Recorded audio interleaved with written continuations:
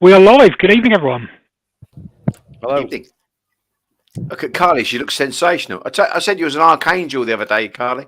Well, I don't know about that. What's the weather like?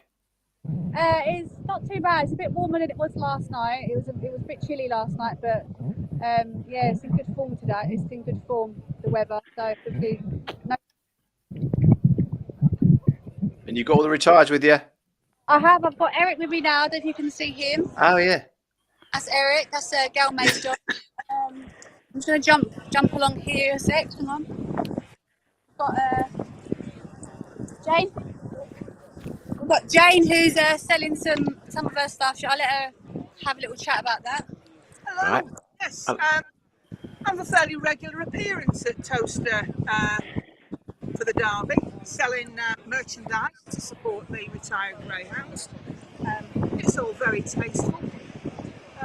And it's here. We've got t-shirts and coasters and little key rings and other things. Yeah, so Jane will be here tonight and probably for the rest of the remaining of the Derby as well. So yeah, if anyone wants any bits and bobs, they can pop along to Jane. But Super duper. And Very good. Very positive thing to do. Have you got any fancies tonight, Carly? I have gone through the card. Can't think off the top of my head, but in the first, I did fancy Bubbly Apache. Does look the bet in the first. There's a few good things I think throughout the card, but I'll jump back on a little while and let you know what they are. But yeah, Bubbly Apache in the first. Nice one. Thank you, Carly. And what were you going to do in the first time? Anything or not? Let's fire it up.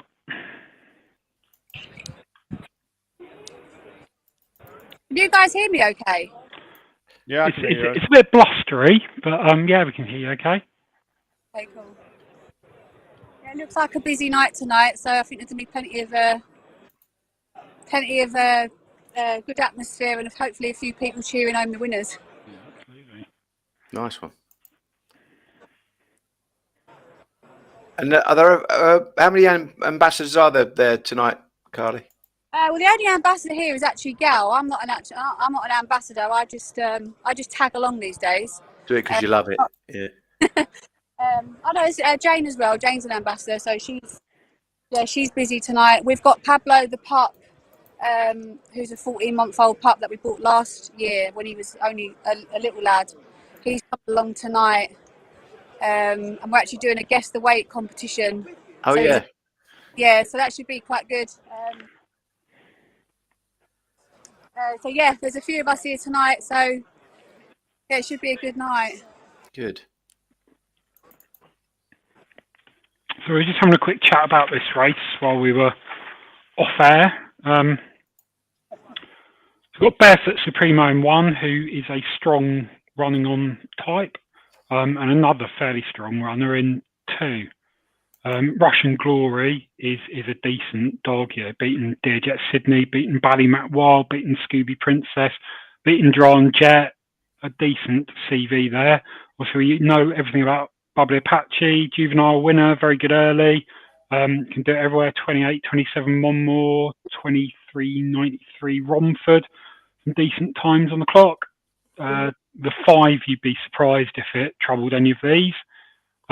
And another strong runner in 6. If a big price, I think if there was crowding on the inside, this would have a reasonable chance and a reasonable plot of sweeping around. But I think for me, the obvious ones to look at are obviously Bubbly Apache and Russian Glory. Their prices are a fair way apart. I put them a little bit closer together than these prices suggest. Yeah, I didn't have Bubbly Apache quite as short as he is. He's quite strong, isn't he? Around about 2.1 or so on the market, on the exchange. Yeah, he's a lot of people's naps, including Carly, of course. Yeah. What do you make of the race, Watty? Two runners, 3 and 4. I think at the prices, at the early prices, I'd much rather I'd play 3 than 4.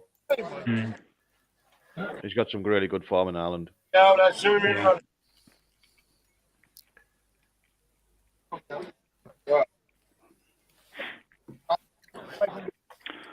What would you rather play here, PL? 3 or 4?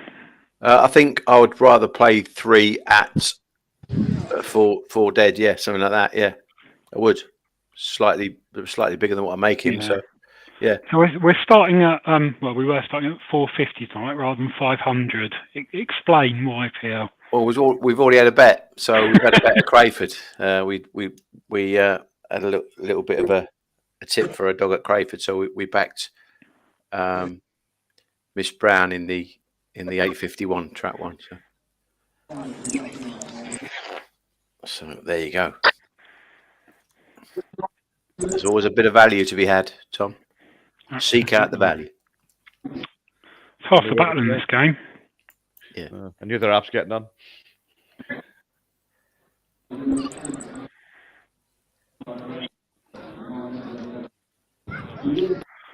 I will, of course, need to fire up the pie charts. Oh yeah. I did plan to colour code all the pie charts today to the racing to the jacket colours, but I met a friend for breakfast in Weatherspoons at 11:30 a.m. and you can imagine where the rest of the day went from that point. So I've not done any additional graphics. Did notice a few photos. I did go. It's my mate who's got three kids under 4, which takes a bit of herding together. And I went with my wife, so when we took the baby. And Weatherspoons is really the ideal place to take a baby because it's just completely lawless there. the kids can do anything, and no one cares. Just run around wild, isn't it?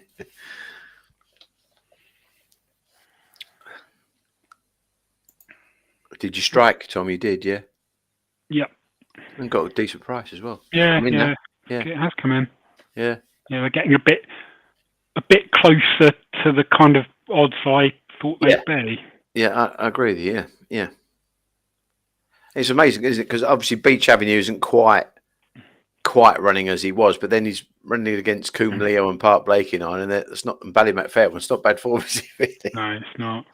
I think people underestimate the strength of Irish form, particularly at the high end, the top class. And, seeing a dog that's coming second, third in those top races, that is as good as winning the best open races we have in this country week in, week out, by quite a margin. It's the gulf between the Irish Open scene and the English Open scene is just enormous now. Yeah, I think because most of the good dogs stay over there, don't they? That's the Moretti boys will be happy. Their dogs just won at Monmore. Yeah. All right. That's the first time it's won. Had a couple of rough runs its first 2 races, but no doubt that'll be the first cheering at Toaster tonight. It's Eddie and Dylan and all them. Yep. Yeah, it looks like it's a bit of a session they're on for a good 3-day bender. Well, you have to stay on it or you won't recover, will you? No. I think if as soon as you stop, that's a killer part. I think they've been betting some winners as well, to be fair to them. So. Yeah, good judges. Yeah, they've been doing well, haven't they? Yeah. Yeah. A bit of money here for Russian Glory's tighten right up now. Yeah, he has.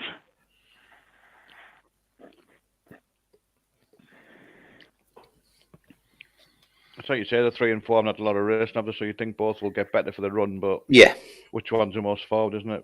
Yeah, they're the class dogs, really. So, just about to be checked over then. First race of the evening. This is Heat 22 of the first round of the Star Sports and TRC English Greyhound Derby.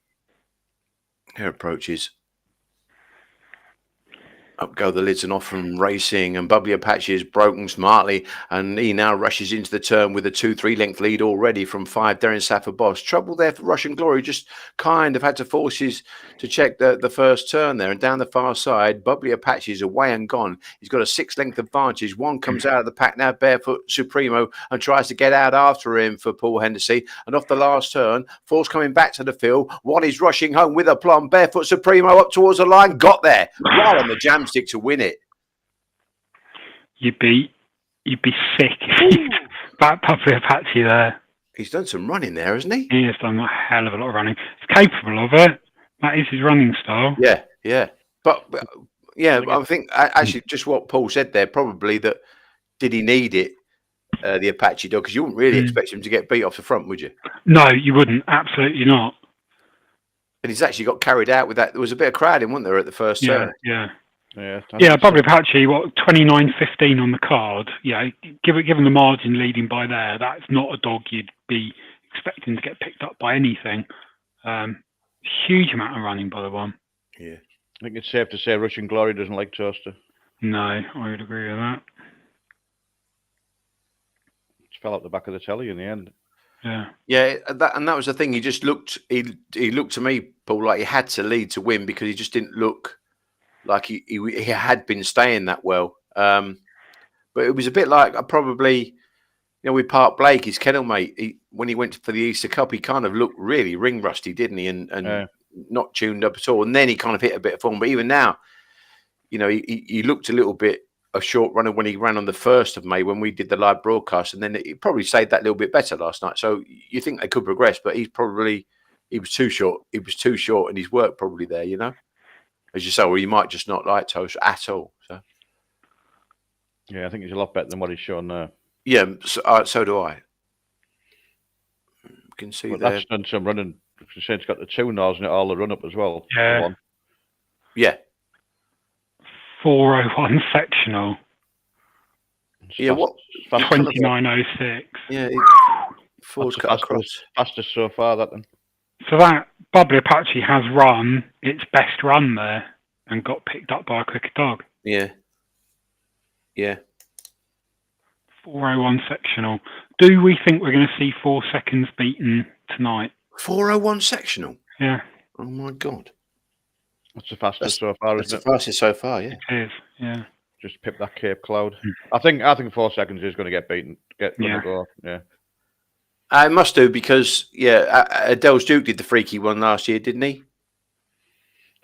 Like you say, you get dogs you don't expect to go bingo, don't you? And yeah, we talked about that last night. Where the strong dogs that have got that little bit of pace, early pace as well, they can't always do it with traffic. But he just made his own luck there, didn't he, Bubbly Apache, by coming out the boxes? So, but that was he had a couple of 413s on his card and 401. That's a length and a half. That is. It's a lot in it from boxes to winning. It was like last year, I bet one, and it came out under the bars and led about 3 lengths. And you're thinking, well, this has to have done the fastest sectional. And it was about 3rd fastest. And you were looking at it and like stopping it on the line compared to the other ones. And it was in front of the other ones, but somehow was given the 3rd fastest sectional. Very strange, the sectionals there. It's like Sport and Chile, wasn't it? Then when it took the fly and done the clock, you think, well, I can't do that again. I've just been corrected as well. You never corrected me. You looked a bit nonplussed, Paul, but Lorraine's just texted me. It wasn't Adele's Duke. It was his Luna dog, wasn't it, that did the... All right, yeah.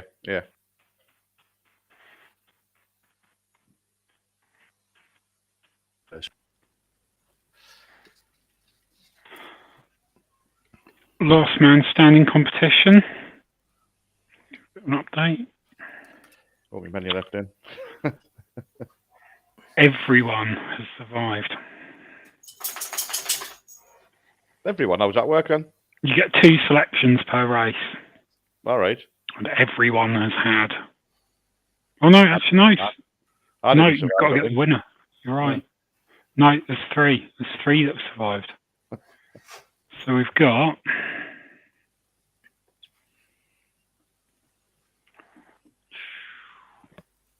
Three Irishmen. Yeah. 3 survivors. We've not got past 2 rounds and last man standing. Not survival of the fittest.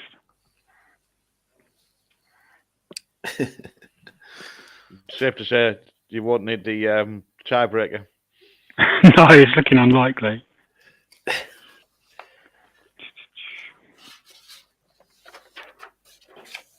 Carly's gone for a lay down after that's been picked up. Yeah. Yeah. That was a heck of a run by Barefoot Supremo. It was after all the trouble it got as well. Yeah. It's done. Yeah, 29.46 in a solo. Trap 2. 29.69 in a race. That was that a Sporting Chile one? Yeah, it was. Yeah. So it's improved hugely. In running, you probably practically in 1.01. Don't get anything for running fast trials, apart from badly handicapped. Yeah. Yeah. Yeah. And how many dogs you got now, Paul? Got 4 on the, well, 1 running. She won on Tuesday. She had a 38 kilo dog inside her, so we had to miss out at the bend, and it was right inside her puppy having its first race, and it moved off a bit, but she barged her way around and won 6.5. 5-2 into 11-8. Someone better. She'll be running well. She's reserve on Tuesday. He had a puppy having he's just February 21. Ran off the track and he done 16.50 first look, which was really pleased with him. Mm. We had a bitch who had an operation on a toe, and she come back being off for 6 weeks and went around in 15.86 somehow. I don't know how the hell she done that. And the other one was she'll be trialing next week, I think. Been along, like you say, a few of them having layoffs and stuff. So nice to get them back on the card. But the one who was on the cards, she walked out last week when we didn't bet her. She was punted off the boards and too short, and came out last. Flew at the bend, but like you say, the other day it was an easier race, and she looked sure to go around Andy, and it all worked out all right in the end. Well, hopefully she'll go. She was in A3, and she'd been running well in A2, so I'm surprised she got a drop really. So hoping she'll go well again next time when she runs. But the pup's like 36 kilo dog, so I think it'll take a bit of time with him, especially at his age. Yeah. And do you ever go to the track or not? Yeah, well, I didn't go the other day because it was last race, but the previous 2 weeks she went up on the afternoon. She's run on the afternoon, so I took a half day from work and went up. So nice one. Hopefully, if she's on Wednesday night, I'll probably go up Wednesday night. But we'll be up the kennels tomorrow. Check them out tomorrow. Yeah. Steve flew in there on the TV. Yeah. Having a little shout, head and hands. Yeah. All been there. We've all been there. We've all been there. You're not wrong. Yeah. Yeah. There's another one running out that Moretti litter now at one more in the 6:33. 4 dog. His favourite, but he was desperate first time on. If he comes away, I think he'll win as well. Hail the Chief. Hail the Chief. Tom, you look deep in concentration. I'm updating the master spreadsheet. So yeah. Or Davy B's comp. Yep. You're doing all right in it, aren't you? Yeah, I'm in contention. There's 1 or 2 that are flying. But I think tonight's going to separate quite a few in the competition. Yeah, it's probably that little bit trickier tonight. Yeah, there's a real difference of opinions in some of the races, as we'll see on the pie chart. Is it done by the prices or just done by the winners? Just winners. 3 points for first, 2 points for second, 1 point for third, and then you get triple for your nap and double for your next best. Right. Yeah, the David B rules. Yeah. We did. We've been doing a Doncaster one, I guess. Yeah, last 3 weeks we did a Doncaster one. Yeah, won it twice. What about that? Well done. Sandy. Well, have you bet them as well? Well, yeah. Yeah, that's my track. Yeah, I do that. Yeah. Yeah. Some good dogs running around there. It's nice to see a few opens on there. No? Yeah. And actually, when because before what they were doing, they were just putting maidens on. It was kind of poor quality maidens, and they've put on some all age, and they've been. I mean, they've had Heather Tazy there, and this Acom Fatima, and some. And I always say, we was talking about that last night. Like when we would do the Romford cards, Paul, when they do the heats and then the final and stuff like that. When you got that form where they go regular week after week, it's good because you sort of. Yeah. Then if you get a couple that turn up that haven't been there before, it's good. I managed to get 4 to 6 for Hallidays. The first one she won, when she knocked all over the shore, and I don't normally bet odds. I rarely bet odds on, but I thought she was about a 5 on poke in the race. She done everything wrong. And still won by about 7 lengths, didn't she? Yeah. She was obviously a good Unite. And then she went to Perry Bar and won, didn't she? Yeah. She's good bitch. She stays forever, doesn't she? Yeah.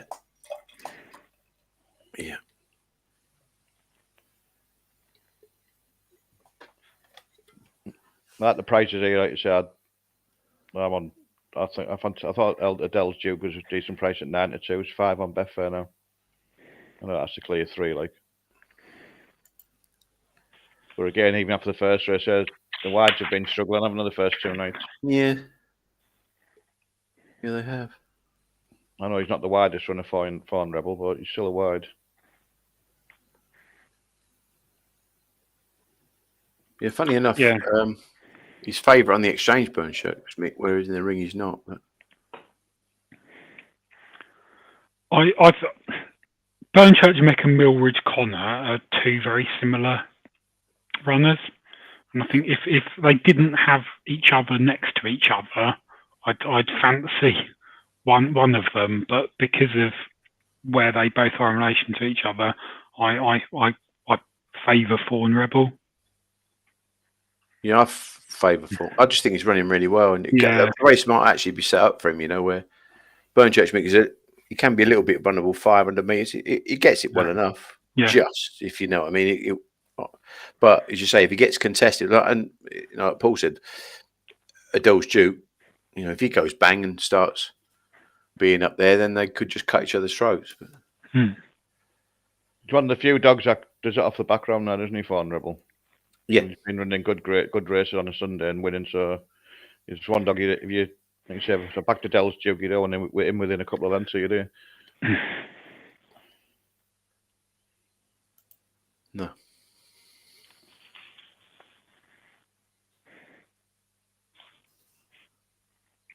Yeah, I mean, I put Fawn Rebel just in a line bet at the early part of the week, and he was 2 to 1. They came in at 6 to 4, but he's just easing back. He's probably the weaker of the pair of them, isn't he? Burnchurch Mick is stronger really on the exchange.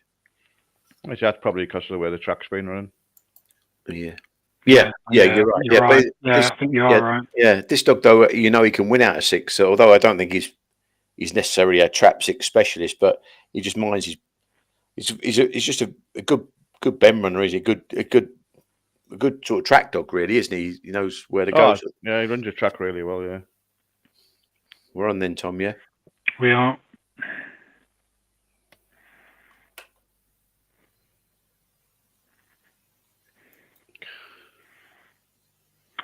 There's certainly value on the exchanges compared to the track. Yeah.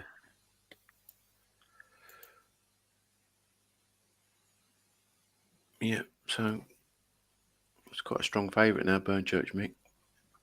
And Sioma Razzle isn't completely devoid. He can break as well, the dog, so be interesting. I do like him though. I thought he was good, but I did think he was a good Monmouth dog, Burnchurch Mick, rather than maybe a toaster dog, but we'll see. Herons. This is heat 23 of the Derby.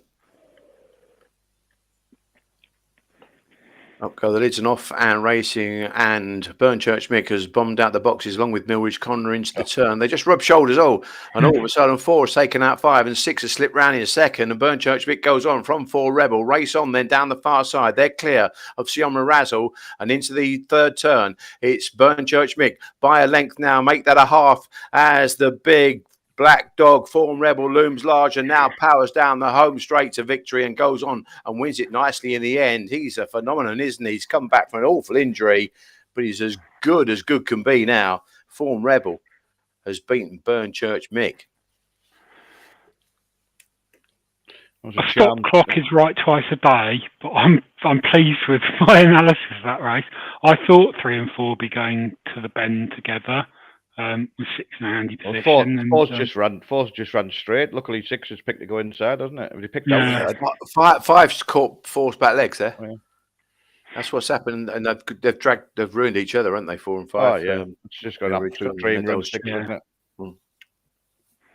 Yeah. That dog came out the frame though. Type of dog that keep qualifying, isn't he? Yeah. If he gets a run round the first bend, because all the front runners going through will be like you say, Peel. They cut each other's throat, don't they? So Yeah. 3's But run to well be as well. fair, he's had every chance, and he Burnchurch Mick. He's had every chance. Oh, he has. Yeah, he has. A short runner over that trip, isn't he? Like you said, it faster Think track so. like Monmore definitely suits him. Yeah. But I mean, he's got a charm run at the first bend 6. He's done the right thing. If he'd have stayed outside, could have ended up in the wall. He would have done, yeah. And Is that that's the the first thing with wide it. to win? I think it is, isn't it? I think it is, Tom. Yeah. Yeah. That's the thing with the dog. As I say, I do think he's got a good racing brain. To be fair to him. Well, you watch that, and he does things like that every Sunday when he's won, hasn't he? You know, he definitely runs the track for the back runner brilliantly. Yeah. I thought that he thought just ran straight, man. Didn't even seem like he even attempt to turn left. Oh, Cappers and Ben Rendell. I just watch his Five head on here 'cause barefoot. it's interesting. Survived Yeah, three- Forehand. 3 winning runner. 2 left. I just thought 5 caught 4's back legs. Just there.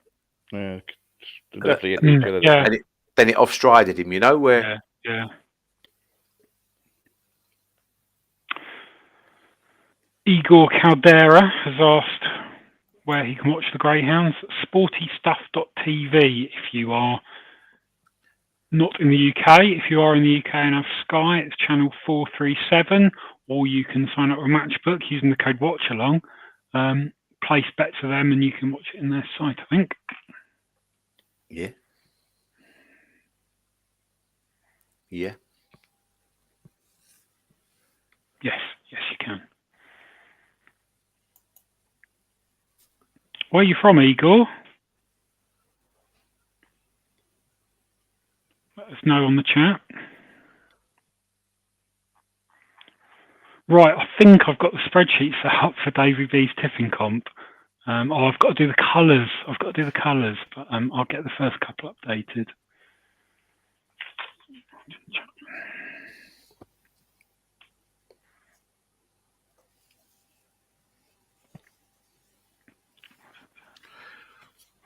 Fawn ready.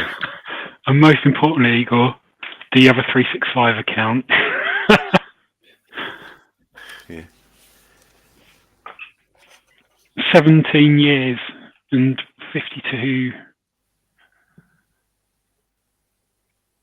17 years and 10 months. Yeah, until Oliver can get a 365 account. So Yeah. we'll look forward to that. It lasts over 2 weeks.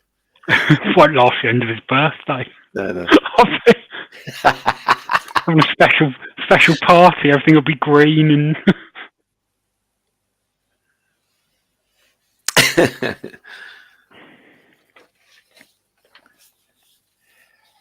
This is the first leg of the tricks here at Crayford, track 3. Is this what we bet? No. This was a bit too short for us, Tom. We like a bit of value, so. We do. I got 9-2 for it last time it ran. Went off 11-8. And got beat. First time it gets loose, it's going to win by a long way in this grade. Yeah. Do you do Crayford then? I'm trying not to, but it was just in my track. It was in my tracker. My mate's got a few dogs running around there, so I watched his, and then That caught your eye. it's on the Saturday morning with all these open, so watch them and just when you're watching it, if you see one, isn't it, and I just stick it in the tracker, and I put this in, thinking that it was a shoe in, and I couldn't believe they went 9-2. I managed to get on a couple of firms, and then it went off 11-8, and I was up in an hour and whether to late because I thought this is something will go wrong, and sure enough, ran like a drain. But hey ho, won't be the last time. Let's hope it wins. If it does it right, it'll win 4 or 5 lengths, I think.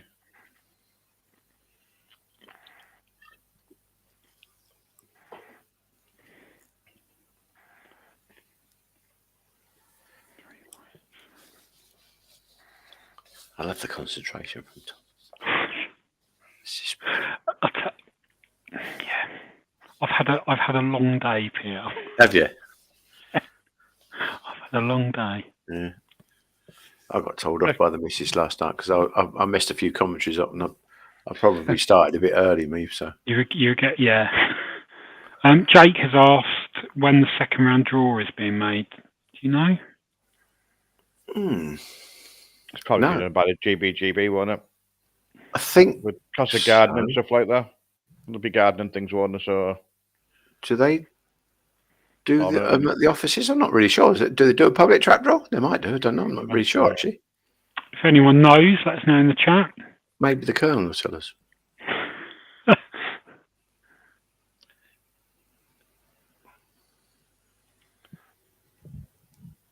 You've really got it in for the Colonel. No, not no.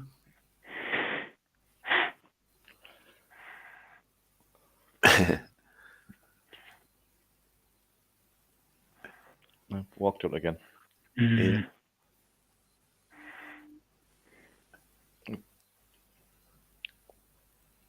Got some speed though. Oh, like I said, not great. It's going to win easy when it does it right at the start, but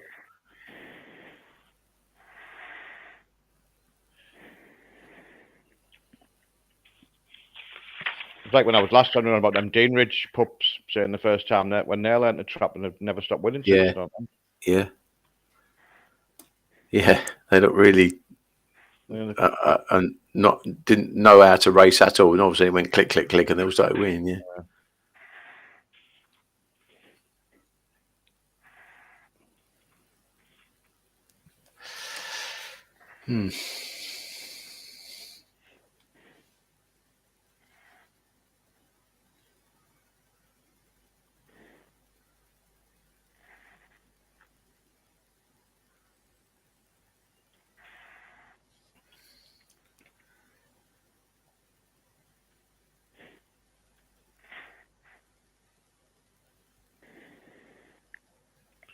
Under 2-1 on Betfair, Priella. That's Holly Bitch, what you've got a decent price for.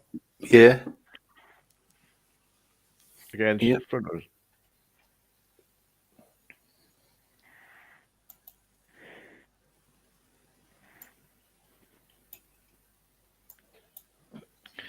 Yeah, to be fair to that dog, like, didn't it stop a bone, didn't it? And to come back and run like it is at the level it's running is It's incredible. very, Yeah.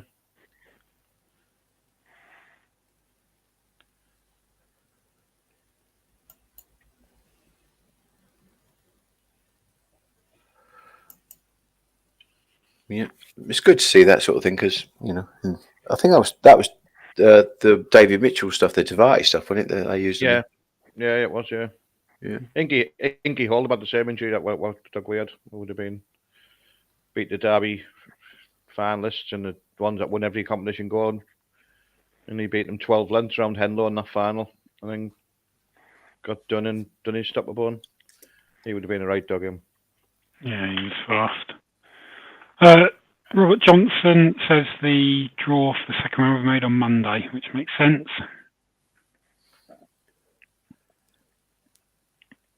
Sean Griffin's doing well tonight, 2 out of 2, and the next best Dave B's tipping comp tonight.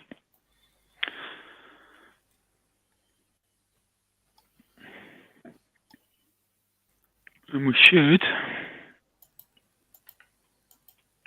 be able to share the tipping comp. There we go. I'm updating it live with the results for all the rounds combined. So there's a few with a decent bit of early pace.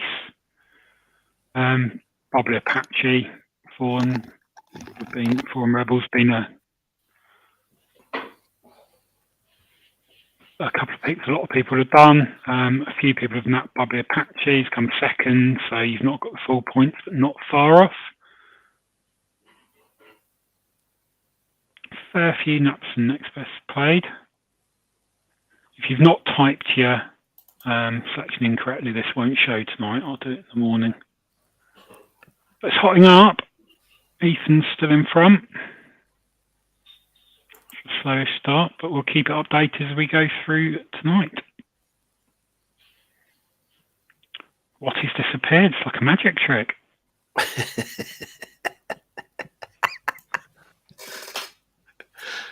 Right, yeah. 4 minutes to the off.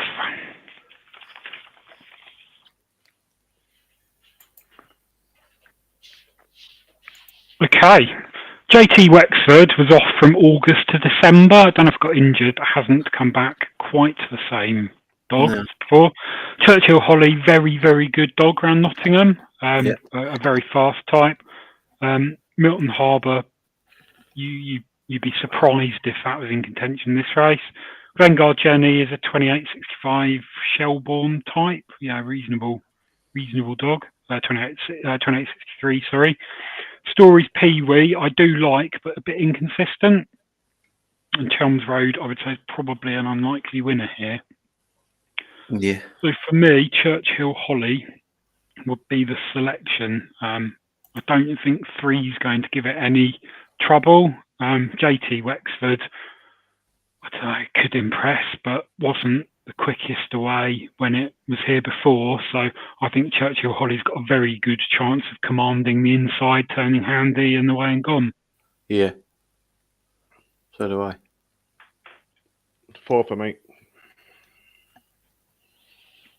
Utel. The Buckley bandwagon. I think it can go around behind Churchill Holly. I mean, she's getting on a bit now, Churchill Holly, isn't she? She gave him a right thrill when she ran in the derby at Nottingham, didn't she? When she was. She did. Yeah. Churchill Holly has effectively got the solo it had last time, where it did 29.36. You'd think may even go a little bit quicker, just in really, really good form. Yeah, bitchin' form is always worth following. Do we think Glengar Jenny can go quicker than that, or potentially go quicker than that? Yes. Okay. Based on? Just based on its Irish form, I think it's good.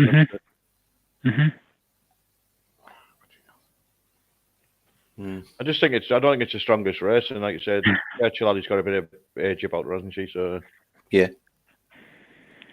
But you could easily see what's happened in the first 2 races are getting round and going clear, and maybe just be nothing too turn behind her. Yeah. Ben Green did forecast 2141 in this. Tricast 124. This one dog's a dog that takes aim at dogs. Having watched it run a few times in Ireland. Yeah, he does run on well. Yeah. Just didn't seem to take to Toaster last time it was here. Yeah, he's a bit erratic. He's probably got a bit of ability, but just a bit erratic and kind of, yeah. Whether he's progressed or not, I don't know, but he's obviously got ability. Yeah. My thing so far, though, is to not bet anything up to 1, 5, and 6. I know that would have been gone pear-shaped tonight. We've been betting in them races, but I think the middle draft 2, 3, 4, and then look at to see which ones of them, if you can get something that's going to lead.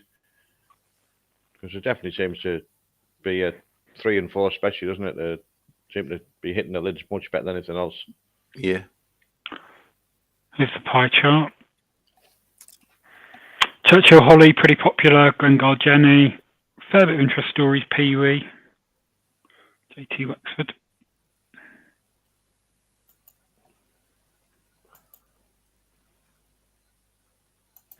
Yeah, again, the industry prices shot in the first 2 up in the market. Embarrassing. Here we go then. Here's running. 8:24 for Star Sports and TRC English Greyhound Derby.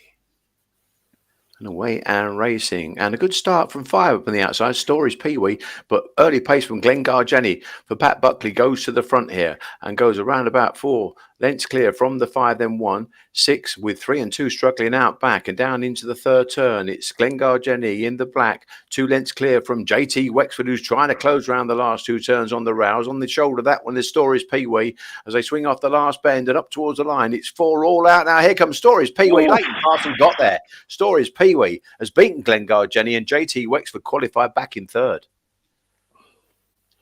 Marvellous. Is it a night for the outside dogs? Don't. He's run well there, hasn't he? Stories Pee-wee. That's what I thought he could. It's very yeah, that's what I was doing the maiden derby final. Yeah, exactly that.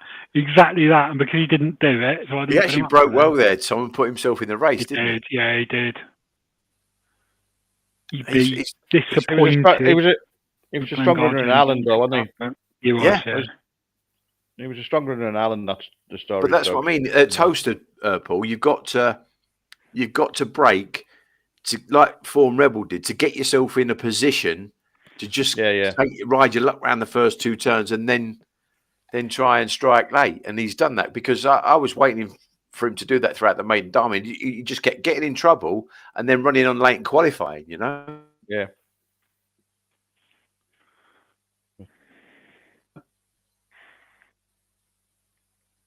Yeah, because I backed him anti-post for that. And then backed him again because I thought he was big. We backed him, didn't we, on the day?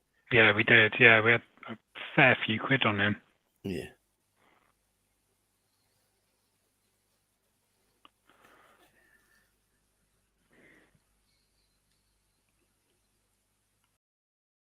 Done well.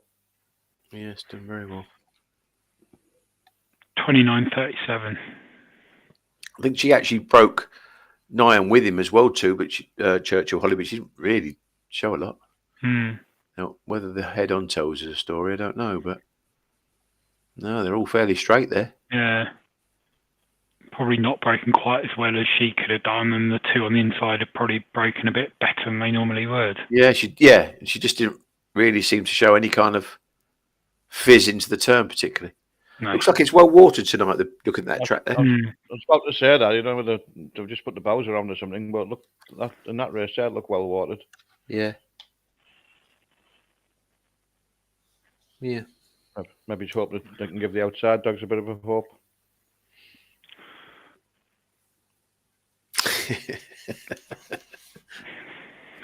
Yeah. It's a mystery track, isn't it? Let's face it. We have a winner on Last Man Standing. Do we? Yep. Fair play. We've got Stories Pee-wee. On Rebel. Oh, brilliant. That's good. Got Barefoot Supreme. Our cappers, well done. We will send match for your details, and if you've got an account, a £50 free bet is winging its way to you. And I hope you had a multi on the 3 that you put up early doors. Yeah, you wouldn't be doing bad off that, would you? No, definitely not.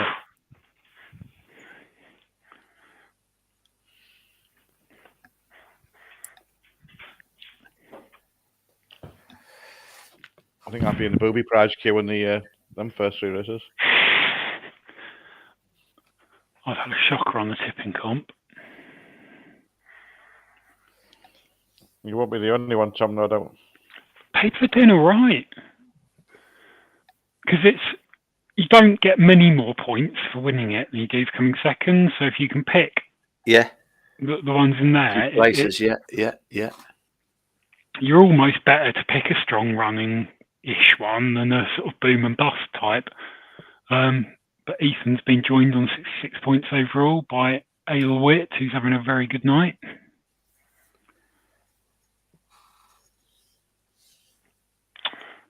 I've got one of the lowest scores of the night. I think probably the lowest. No, there's a couple. There's a lot of entries, Tom. How many entries were there? 100. Oh, yeah, that's incredible. It is. It's very good. Ben Green, if you had a middle runner now, would you try and change it to rails? Looking at what's qualified, you're going to end up in 5 or 6. Interesting. The danger is you end up in 1 or 2, though, isn't it? Yeah, but then I keep saying this, though, Tom. Surely it's everything's relative, because if you're a middle runner, you want to be drawn 4. If all the dogs on your inside are going to be edging into the rails, surely you want to be on the you want to outside. be drawn on the outside the railers regardless. Yeah. Yeah. So if you're a middle whose favourite box is 4 and you're in a race full of railers, you'd probably rather be in 6 and have other railers around you. Yeah, Turn left. Yeah. Because I think that if you get drawn 1, then and you're a middle, then that's, in my eyes, that's a negative. So because you're spending your time moving off. Yeah. So you said Lataro. Don't know how it could have possibly receded rails on every comment it's got on the card's middle, barring one, which was a wide comment. Hasn't got no rails comment on that card. It runs a solo beforehand and goes into lane 4, and they allow it to receded rails, which is fair enough. It's not fair enough in a way, but they're doing what they want to do to try and get the. But the last thing they want is that dog to get it drawn red. Exactly. Correct, Munda. It's not the only one, by the way, either. What you're saying, when there was that other one, wasn't it? Magical Dog. Was it Magical Dog at one? Yeah. It went in about lane 6. But then they were ringing it. People were sending. I was watching. They were saying like, at Perry Bar or wherever it runs rails, but you're judging it on what it runs a toaster, aren't you? So surely. Yeah, exactly. That is. I must admit, in charge has to say, "No, sorry, but you can't see that dog rails here," and it should be the same for Lataro as well. That's what I mean. Actually, the guy. He messaged me on Twitter after, because we had a bit of a discussion about Lataro and that sort of dog as well, his dog, and he just said that he thought that that they'd had his dog where in the past had sort of railed and definitely railed on the bends, and like I said to him, really you're seeding dogs though from boxes to the first bend. And to be fair, as I said to you, I do Doncaster, and he ran out of 5 out of Doncaster, and he moved in the ways, not to the rails, and he stayed actually straight around the bends as well. He didn't cut the bends, whereas the lad said that, and probably I think I've seen him in 3 at Perry Bar, and he stayed probably fairly straight there, and so to be fair, Clarkey made a good point that sometimes when you see those head-ons, it does exaggerate where the path's taken. I think when you see that, then you have to go back and actually watch the normal angle and say, well, it didn't look that bad, because it just looks. And as you know, Paul, sometimes when a dog goes bang and he sees clear daylight, he'd rather course the hare than if there was a dog on his outside, he'd probably say straight, because he knows the dog's there.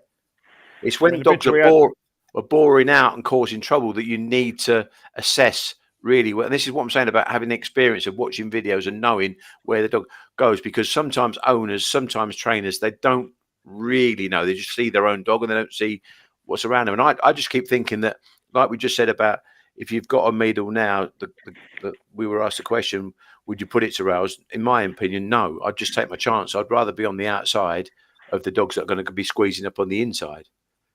So you need to get as nearer to damn it a fairly clear run in a straight line. The run up's the most important part of the race, and that's what people not realising.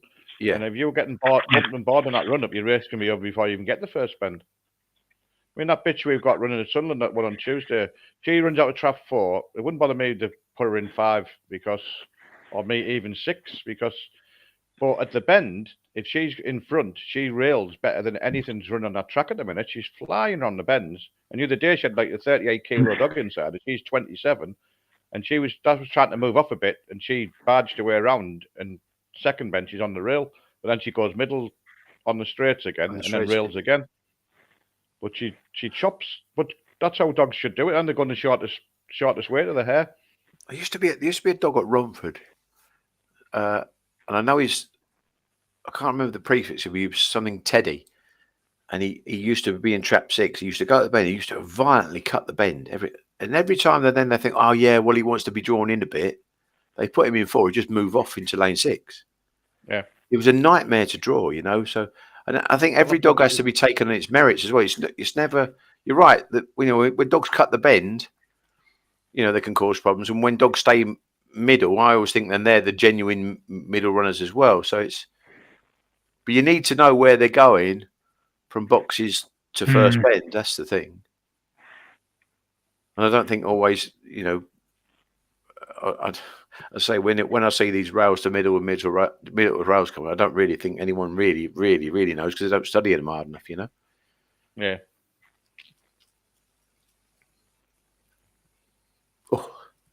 Oh, did I get Oh, disqualified? Yeah, that's had a little go there. Did I Hurdler get disqualified this morning, the Crayford family? I didn't watch any disqualified before.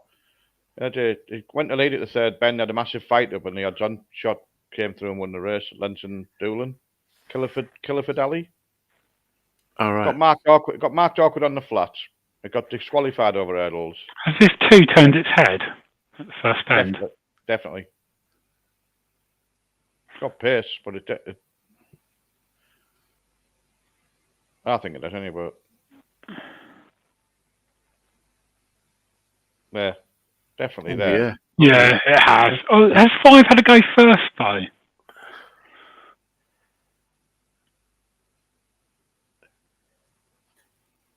Don't know that. But show pace. It's got back to the front again and actually pace, went on with it. That was the thing. Yeah. Probably not a DQ, but certainly an awkward. Not to turn it head. It should be a DQ. It should be a DQ, but then actually, these days. when you see things like that, and she then went on, you can't think, well, I don't know. If you're, I'd be very surprised if it gets a the owner's position. But be very surprised to get to DQ because it's graded in the shorter dogs, aren't they? Yeah. I'm trying to find that one from this morning. See, we've got crowded first bend and second bend. Oh yeah, deliberate interference, 3/4 disqualified. So yeah. Harry's just said here, sitting with Jacks was the same at Crayford. Put the dog in 5 and it'll cut across and then move off down the back straight. Put the dog in 3 and he'll move off out the boxes. Yeah.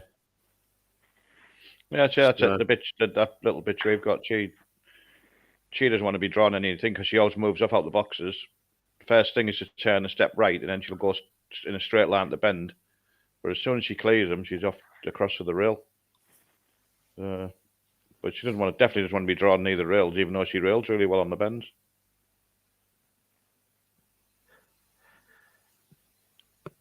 Not easy, but still not right that people deliberately.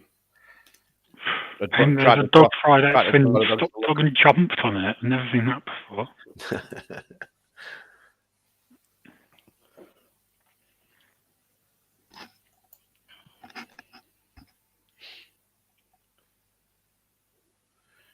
What do you think's been the most impressive winner so far, then?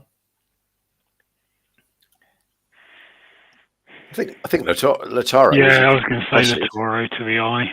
But if you're looking at raw pace, I'm a bit love struck with Burner by the Red. Yeah, I thought you might say. He wasn't that much slower than Lataro, and he didn't do it. Lataro got a freak break for it, didn't he? Yeah. And that's just he lands up the top like he's going to do that regular. But for the fact how he came out to get as close to it time wise, and he's striking looking dog and all, isn't he, with him being sort of white with a black head as well. Yeah. He's got unusual markings, Paul, isn't he? Yeah. He certainly can run, like you say. But he looked good in that Condan Kirby, didn't he? He did. Yeah, he did, mate. Yeah, it's a nice dog. Which fortunately, Brian Kendi marked our card and give us a winner anti-post at 20s. All right. Scotty Yank's still a decent price for a dog that I think has got every chance to get into the final.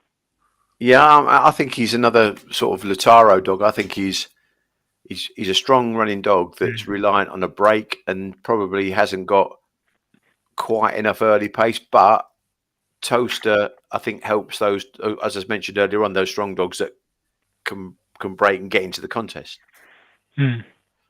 So, yeah, no, but I backed him as well. He did some running last night, didn't he? Trump's Benefit did some running last night to qualify. He did, yeah. He did. It's always so another dog that ran well last night was in a good race was Kilkenny Santee. Yeah, he's sort of under the radar a little bit, that dog, I think. It wasn't a really strong heat last night, wasn't he? He didn't get beat very far. Yeah, he was. And I thought when he won first time out of 3, he got boshed about early doors and he still managed to win. And then obviously from the red draw, he probably a dog you think, well, he might not break out a red, but he wasn't really disgraced at all, was he? He was putting himself. No.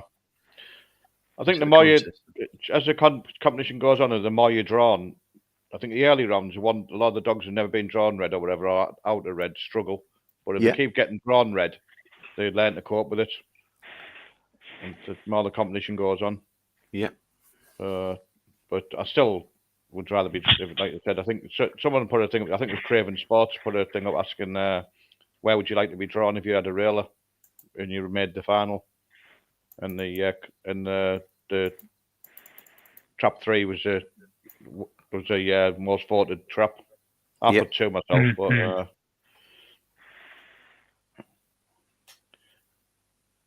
but you wouldn't be disappointed, I don't think. It's like when at Nottingham, wasn't it, when Magical Bale, when lots of people were on and groaned as he got trap 1 when the draw came out. Yeah. So what do we make of this race? I think 2 for me. I know I'm not backing it's too short, but I think these dogs are deadly dogs. When you watch them with Shelbourne, they get some sort of break. So you know what I mean. They're really fast dogs. 28-21 Shelbourne Park, and tends to be quickly away, which is a profile that should go well around here. Lack of a look, is that a concern? Yeah, I think, doesn't it? Ian Fortune said he was. I think he stopped chasing or dropped back on 1 or 2 occasions, but he said, Carroll's got him right now, and he just had a little cut apparently, and that's why he did come over. He just had a sprint trial at Shelbourne, but I think it's value at odds against. Yeah, I made him short. Did make him short. I kind of made 1 the danger, but so he's going to. You're right, Tom. He's generally a good breaker anyway, so it might not matter because it'd be like a solo trial if he's on the front, isn't it? So 1 is quite short. He has been running well, one. Yeah, I made him that price actually. Really, that's how those front 2 are in the market. That's about how I had it. Yeah. And it's going to be on the start. You need Deadly Showtime just to get his Sunday best break to take advantage of the front and the lack of course knowledge, I suppose, really. So Mark Bond's fancy 2 dogs my nap tonight are laying gone, I think. I hope you're right, Marcus.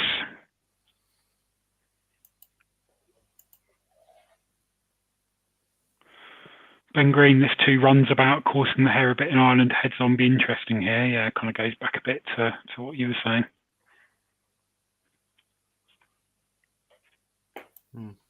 Yeah, it's going to be interesting. Any value on the outside in the place market? Well, Chums Club kind of keeps going, so I suppose might get a chance to sort of run into a place. I thought Narcos Tata looks a bit chasey himself. He has been disqualified himself, so he's a clear in trials. It was one of them 50-50 DQs, wasn't it, when he got disqualified? It cost him getting in the final, didn't it? And they said if it was a graded race, I would have had my money on that he wouldn't have got disqualified. Yeah. But he can run, though.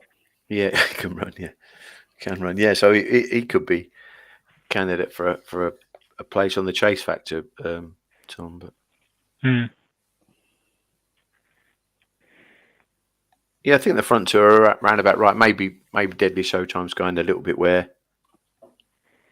Yeah, I think that they're both about on their mark for me, but I don't think there's a lot of value betting them both. So you kind of got to make your mind up. I agree with that.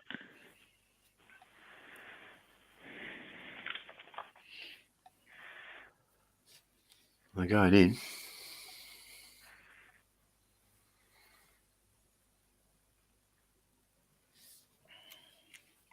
And wave of the flag, hares running for heat 25. Front pair in the market drawn in 2 and 1 respectively, and away and racing and 3 got the best break. Sharky's Jezebel trying to rush into the turn though is the 2, just nudged into 3 and 2 Deadly Showtime goes round in front and he sets up a 3-length lead at the halfway stage in front of Romeo and Tilt, who's now got past Sharky's Jezebel. They're queuing up in behind and bunching and fighting for places in behind as this leader here is away and gone. Deadly Showtime will coast home to victory. One will close him down near the line, but Deadly Showtime wins it from Romeo and Tilt. And back in third was Narcos Tata, who I nearly said before that I think they stuck up a bet. The lads, Eddie said about John's dog that ran well, and they do these front 3 markets now, don't they? You can bet the first 3 places. Yeah.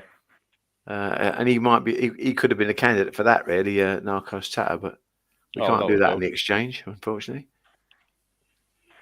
Yeah, I made a nice few quid out of account close with Ladbrokes when I could get a bet on with them, decent bet with them. When their first 3, when he's running around Sheffield, he was hardly ever out the first 3, and sometimes it was like 11 to 10, 5 to 4, and all that. And all you were betting on them was getting the run around the first 2 bends. He was never hardly ever out the first 3. 29.32. Well, that first bend, it's just an example of being the best dog in the race. You get to that first bend and you just got that little bit extra in your locker to pull out to get round and clear. And that is why I said this every night, backing dogs like this at those sort of prices, I don't think you should be scared of doing that in the first round of the Derby. Yeah, that's a fair point. That's done there. Yeah. I wouldn't be in a hurry to back this against some of the other dogs that we've seen over the past couple of nights that have qualified. But in a race for makeup like this, a dog of that caliber, they just find enough. They just dig a little bit deeper and just pull out enough to get round clear. I think that was my theory as well. Ran the track well first look. Yeah, that was my theory. Yeah. He kind of he kind of, as I say, because 3 broke, he kind of had that little bit of opposition there. He could have made a mistake, and he went into the first bend eyes wide open. He didn't run off. He didn't do anything stupid. Be interested to watch this head on here. Actually, he's just moved off and bumped 3 actually. Yeah. But that's just his starting. That's probably just him. I actually believe Tommy can break better than that. And actually, if he started out at 3, that wouldn't worry this dog.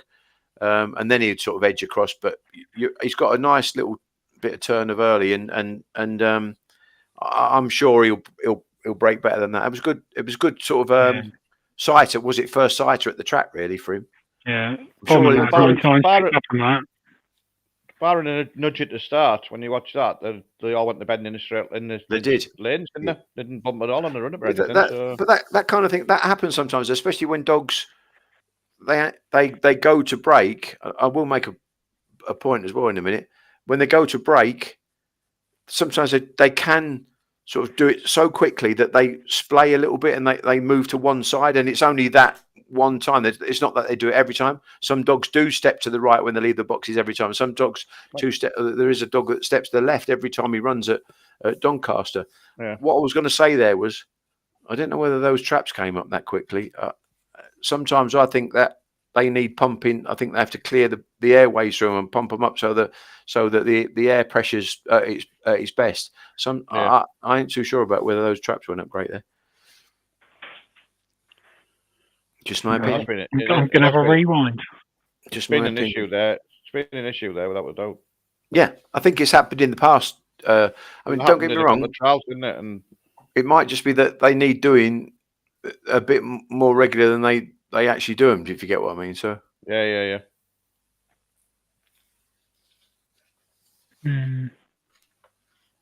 Just didn't think they're quite fired up as quick as they had been doing. Put it that way. Yeah.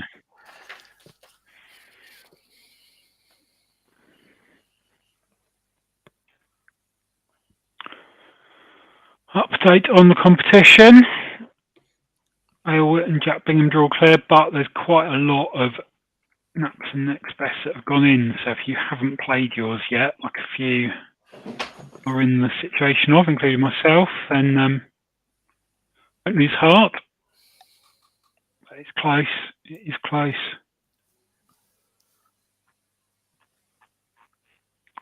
Keep them going through the evening.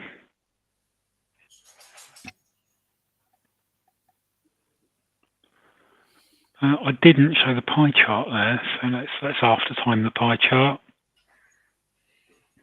Deadly Carly's, Showtime. just that quick one, Tom. Carly's texted to say she's struggling to get back on. It might be the Wi-Fi there, you know. It's a bit of a black hole, the phone signal at Toaster. It is, yeah. You're right. A lot of sporting places are the same, aren't they? Yeah, they are. Put the football at Riverside, you can't even get your data. Never mind the Mm. Wi-Fi.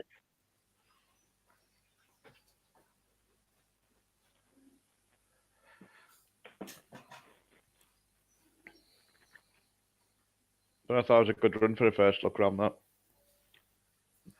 Yeah, I mean, he'd be pleased, wouldn't he? Because he must have been a little bit apprehensive. And again, I think we said that about Wide Open, Tom, didn't we? When Wide Open went for the maiden derby without the look. And I think we spoke to Damien Matthews the final afternoon and said, like, we were a little bit worried that you'd come without a trial. And I think they just realised that I've got a quality of dog. I'm not really going to be worried about the lack of the look in with maybe not sort of final class dogs, if you get what I mean. So you get that run to the turn a little bit easier, I suppose, and so it proved to be with her as well. You're just looking to qualify, aren't you? And then you've had that look. Yeah, we're on one night and not being particularly kind about Toaster as a track configuration, boxes, etc. And Ryan Keneally was on with us, who is a big advocate for Toaster. And he said, people moan about it, but in a competition, in the derby, the best dogs do seem to qualify and get through the rounds. And generally that has been the case. Some of the races have been messy. I think the seedings and draws certainly haven't helped with that. But in the fast race, you do tend to get a bit of trouble around Toaster, just by the nature of it. But I do agree with Ryan that generally the best dogs have been getting through. I don't know if it's because it's probably not got the most strength in depth this derby. So half the dogs are pretty good and half probably aren't quite as good. So it is just separating the wheat from the chaff a bit. It'll be interesting to see what happens in the next round, and whether we lose any of the ones who've really, really impressed us in the first round. I mean, there's some like, Lataro, if that doesn't ping, might not qualify. But that's probably the nature of a dog like that. But depending on the opposition, you're right, Tom. Will the strong running powerful dogs like Baron the Bowler Ed, that's going to be the litmus test of it, is whether they can qualify. If they miss the kick a bit, can they still do it and get through? So I think it's going to be very interesting next week. Yeah, it's like that with any competition, though, isn't it? If you have even in 48 running competitions that are over here, half the field can't win it, can they? To be honest, the British bred one at Newcastle at the moment, and if you looked at it before it started, you would think possibly 4 dogs could win it. There's A6 dogs and things like that in it, but have a crack by all means. But it's a really, really weak competition. Yeah, the thing is, to the eye, watching Toaster, it doesn't feel like a track that the good dogs should all be getting around. Like Wimbledon back in the day, you could do it whichever way with a decent dog. It doesn't, watching the racing, it doesn't feel like that's the case around Toaster, but it does actually seem to work out in that way. Yeah, I think you're right. I think there's because there were issues. I think we touched on this last night when there were issues when it first started, and it leaves you wide open to criticism, and yet you go there and you think, well, hang on, where else could you be? Because I don't, we say about Monmore. Monmore's more of a speedy track, whereas the Irish, that they breed their dogs for the pinnacle of a 550-yard blue ribbon, So you probably do want. I think in that respect, Toaster's still a good test of a dog. I suppose Hove would be a good track, and Central Park would be a good track. But then can they host a derby when it gets to the latter rounds like Toaster could? And the answer is probably no. So yeah, it's probably not an ideal racing track in this, I suppose, to quantify. But I think the more we're getting used to it, the more you think, well, we'll get away with it. And as Ryan says, the best dogs will cope with that in the best way they can, sort of thing, Because, like, say for instance, Astute Missile. Dave Johnson said, didn't he, last night? He said he backed Tyre Shea and still doesn't know how he got beat that night in the Derby. And yet you could say the same about Salad Dodger, couldn't you? So, or Alan Gift. So there's always a story in the Derby. There's always a story in the Derby, and it's never ever the favourite win. So you kind of have to take that with a pinch of salt. I think actually, to be fair, Tom, most of the fancy dogs have got through, haven't they? I have. Ben Green here. Carol Ramsbottom, trainer of Deadly Showtime, does very well with his dogs, has been top trainer at Kilkenny for a few years now. Really nice guy as well. He's in our local coursing club. Yeah, does very well. Mark Wallace has his dogs that he owns in Ireland trained by Carol Ramsbottom, which is a decent nod. And fair play for bringing him over. Kilkenny to Dublin and the boat and the drive is a heck of a trip. Yeah. Yeah, he gets plenty of winners and he's won comps at Shelbourne and that, hasn't he? Yeah, he's got some very good dogs. Very good dogs indeed. Next race is 7:30. Running through Jumeirah Jimmy. There you go. Got my words out in the end. Had a trial 29.81. They trialled it from trap 1 rather than any of the other traps. So I presume that's where Lee Stevenson wants to put this one. Fat Boy's Exile is relatively exposed on the form, and you wouldn't expect it to necessarily go too much quicker than that most recent trial, which was the 29.94. Millhouse Allen would be I think the odds probably reflect its chances on paper. Belmont Brandy lacks the early, but there's not a tremendous amount of early in this race. Deanridge Skippy has the early, and obviously drawn outside of a dog that's not going to be particularly quick away. Coppice Brewer on the outside, again, kind of relatively exposed. It is a 29.70-ish sort. So my view on it was that Deanridge Skippy would probably lead and hold on with the obvious danger, and the odds have certainly reflected that. What do you make of it, Watty? This was my nap, Deanridge Skippy. If he does have 4:10, he's going to lead, isn't he? And then, Jumeirah Jimmy tried over sixpence as well. So will it do as good a sectional this time as last time? This could go around 3 or 4 lengths clear, I think, if it does a 4:10. What about you, Pierre? No, I'm sweet on this dog here. I think he'll win. I like him. I just thought I was quite impressed with him, and I just like the fact that he beat Havana Robusto, who's a decent yardstick. He beat him 2 lengths.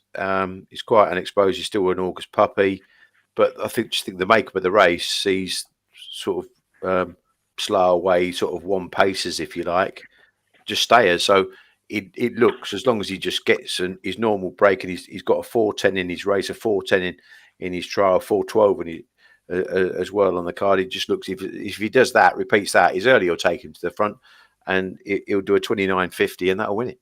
Yeah. So that was the way I saw it. Yep, can't argue with that. 50% of the vote. Sections 15 with Skippy. Few for trap 1, few for trap 6.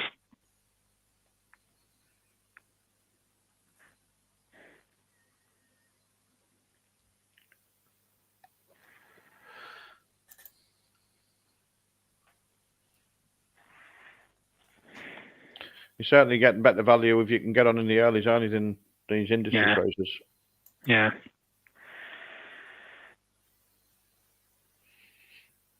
Just think about them. It's like you say, if you were a bookmaker at a track, if you were laying the favourites, you'd push the second favourite out, wouldn't you? But with the industry prices, the favourite shortens up and the second favourite shortens up as well. Yeah. Yeah.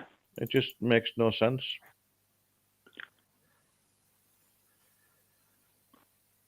They're certainly a lot closer together on the prices, 1 and 5, than I thought they'd be. Yeah.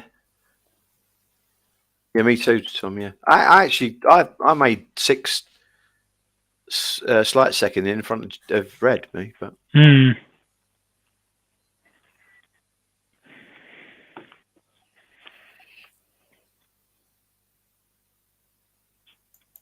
But yeah, they've come quite. Yeah, there's a bit of money for Lisa's dog here. There is. Interestingly enough.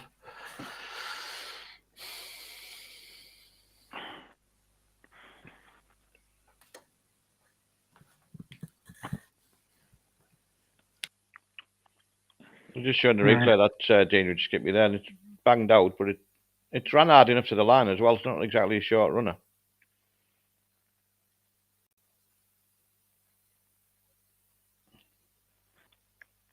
No. Ballymac Bolger Dolce Vita, the breeding.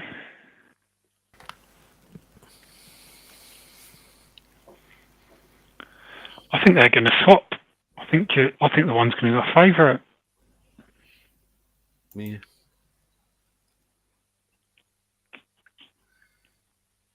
Price on anything?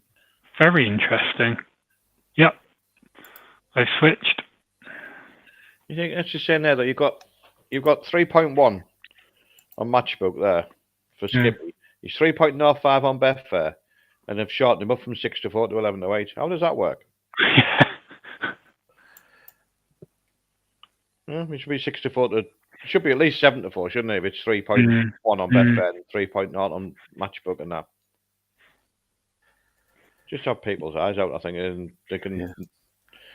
Like you said, if they've got this in multi-bets and people have got dogs going on it, they're not going to push it out, are they?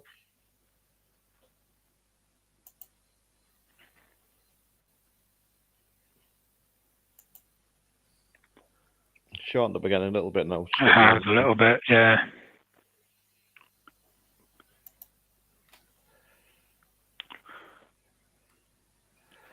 Have you got any running NPL? Have I got what, mate? Any dogs running? And I've got a little Durando double she's indoors here at the moment. She's just attending a little bit. So. Oh, was that the one that was running Crayford? Yeah. Yeah. I know you mentioned one the other night. That was it, Waltham bitch at Nottingham. Yeah, I don't own her anymore. I got out of the syndicate. I just thinned out me interest really. So. Done a lot of running late on. Yeah. But none of the tracks now seem to be have any interest in running 6 pen graded. No, they don't. They're quite happy to run a million sprints, but they won't run any 6 pen graded. It's just. I'll say North East, no Friday night racing, no Saturday night racing, and no 6 pen races. Absolutely wonderful. They'll push it out now. They are almost the same price now on industry prices.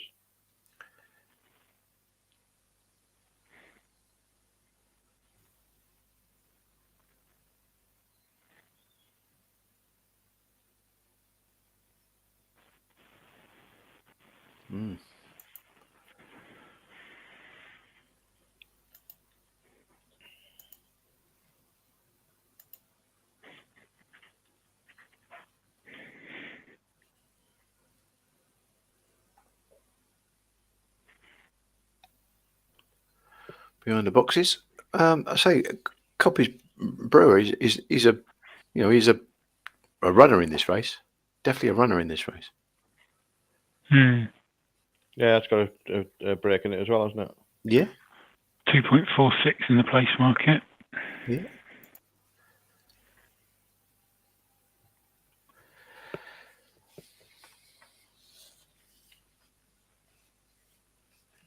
There we go then. Chris waves his flag. Heat 26. Fancy runners in 1 and 5 joint favourites, and 6 Coppers Brewer. A bit of interest for Kevin Hutton in the stripes.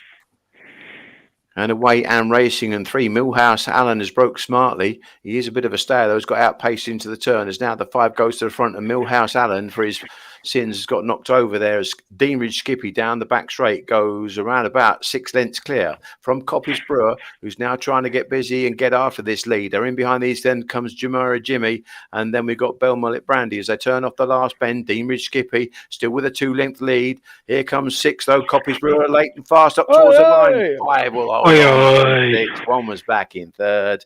Deanridge Skippy got to the front. Well there. Done well because he didn't start, did he? Yeah, he didn't. I got him very quick away, and he didn't get a very quick away at all. No. So. Still showed that early though. Class shows. Although we won on that, I'm disappointed in us not being braver and backing 6 in the place market. Yeah, well, yeah, you. I just back me nap at 2-1. I'll do me. Yeah.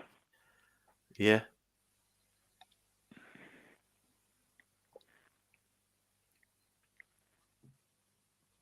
That's one of the better runs from a wide runner. That's a bit more early pace type wide runner. The wides are going well tonight. Yeah, they are. Yeah. Suspiciously well.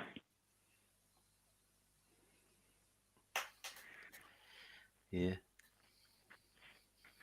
Like a conspiracy theory. The strange thing is you had 3 nights there, haven't you? And it looks exactly the same weather all 3 nights. Yep. So how do you get Thursday where the wides couldn't pick the feet up? Last night they were struggling to a certain extent, and tonight all of a sudden the outside, in theory, the way the early results have gone, you could say is possibly the place to be. And it can only be man-made, can it? Yeah. Yeah. That's done really well there because the 4-dog carted him off on the run-up as well. It has. It also just shows you, doesn't it, when people go on about sectionals, how you can do a decent sectional. Like that Millhouse Allen will have a good sectional there, but it's pace from the winning line to the bend is where it counts. That would be a more useful yardstick, couldn't it? Yeah. Oh, yeah. Yeah. It would, if you had somewhere that, the point just before they start turning left would be the most valuable data point on the track. Oh, without a doubt. Because the amount of dogs are quick enough from the winning line to the bend, that's where the pace really counts, really, to get you around. 29:37. Thank you, Emma, for letting us know the time. That's a decent run, that, considering now it's got a bit of bother on the run-up and didn't start.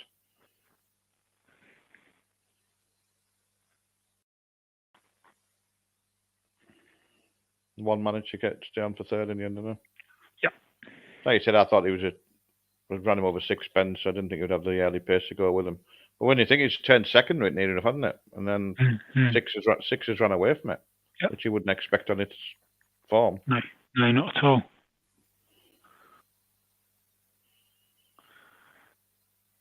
It's what we were saying before. The dogs at the kind of the obvious ones tend to be getting through, don't they? But there's. You're always going to get 1 or 2 knocked out, aren't you? But it's the same with most Cat 1 comps. So that if they avoid each other in the draw, the good dogs are going to qualify the first couple of rounds. Yeah. Well, I mean, the 6 has probably done 29:40, something like that. That's going to get its draw every single week. That's the thing. Yeah. You think that's got a good chance. Yeah, as long as the outside's running okay, you would think that Coppy's Brewer could go quite deep in the competition. Yeah, if it runs like that, yeah. So you said there was 32 wide to start with. How many are going to get through, do you reckon? A dozen? Someone put up earlier how many had got through from each box. But yeah, not many. Which again points to you're going to have middle dogs running out of trap 6, aren't you? We had the same problem, didn't we? Same problem with Danny, didn't we? You know, you want to be in trap 4, and after one round, your chances are you're going to be running in trap 6. Yeah. So as of last night, 6 trap 6s had got through.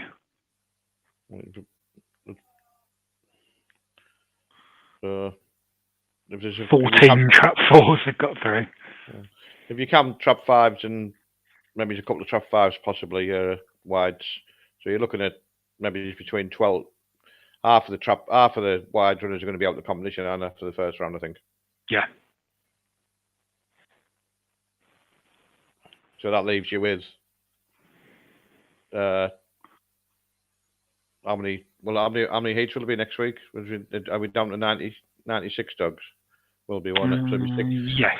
Yeah, so it'll be 16 heats. So next week you're possibly gonna have a couple of middles, but the week after you could end up. Well, I suppose if some of the wides are getting through and you're getting less heats, you've got a chance at the middle dogs. But you're gonna have a lot of middle dogs out of trap 5 at the very least, aren't you? Yeah, you are. Yeah, you are. And if you're a slow start in middle, you're sort of in a bit of bother, I think.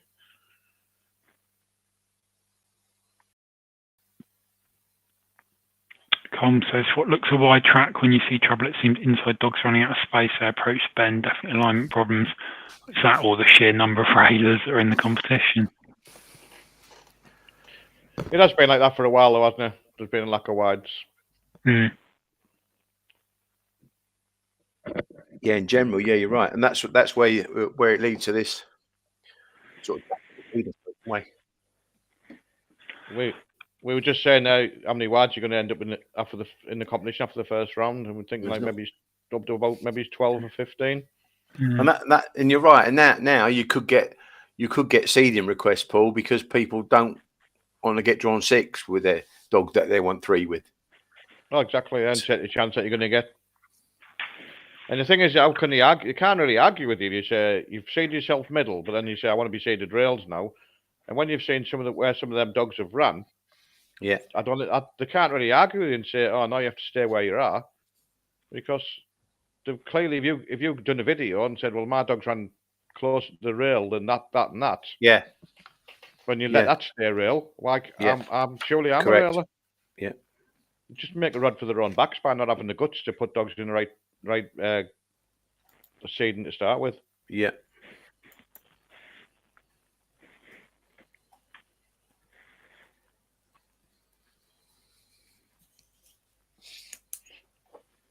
But he looks a decent little dog, doesn't he? That dog.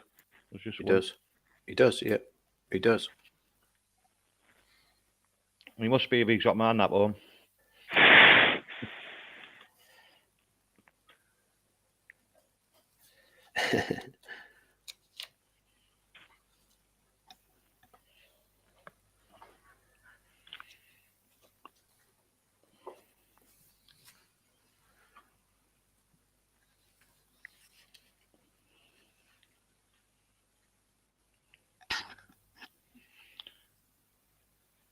God, I can't believe people can stand there. But Tricky's on again. That's tricky, yeah.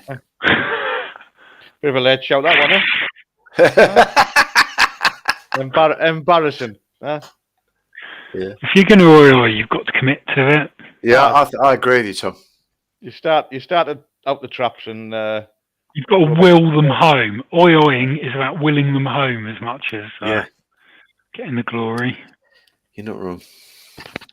RPG you stay. Yeah.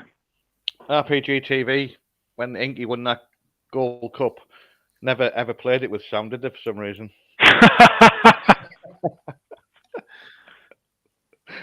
We were oiling at home with the addition of some sexually charged swear words. All the way at the drop. Oh dear. No point if you don't enjoy it. Exactly. Absolutely.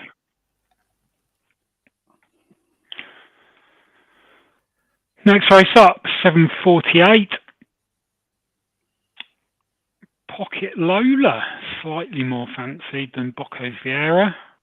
Bit for Follies Maestro, bit for Freedom Editor, bit for Come As You Are. A real spread on this, which is unusual on the pie chart. Reflected in the odds and reflected in my notes on the race as well. I think this is a really tricky one to back anything with certainty. 2 is fast but inconsistent. Could do it, could not. Barney's Maestro, got some decent form. Beating Coulivanni Shadow behind wide open. Couple of wins for that against old Fort Chicago in 59, but not quite doing it. In the last run. Bocco's Vieira looks a fast dog based on the Irish form, but moderate trial here. Pocket Lola, as we all know, can ping, but a dog that does a 4.09 sectional 1 week and a 4.27 the next doesn't fill you with the confidence that it's going to repeat that. Come As You Are, I think, has got a decent makeup on the outside. There's others that could potentially beat it to the bend, and if they get loose, probably get ahead of it. But I think Come As You Are has got a decent chance of being in the places. And I'd be disappointed it wasn't in the first 3, but whether it be in the first 2, I don't know. I found this a really tough one.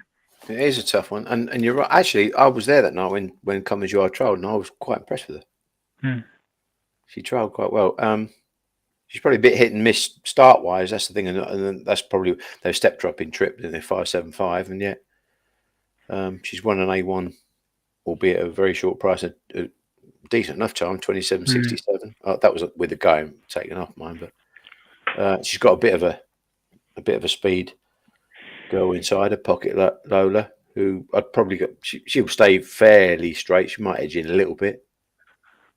I looked at Freedom Editor and I just wondered, Paul, if they in April realised that they got a fast dog on their hands when he did the 28.29 calculated at Monmouth, and thought, well, we'll just draft him now, mind him, and go for the Derby. I think they have.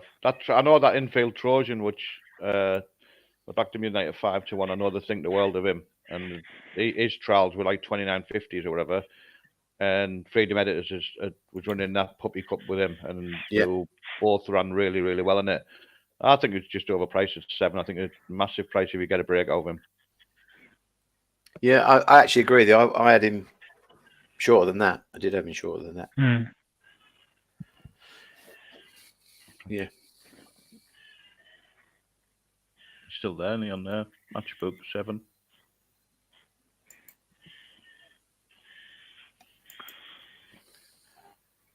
But again, he hasn't run, so they're probably open to, possibly tonight, if he can qualify, and he'll come on for the run.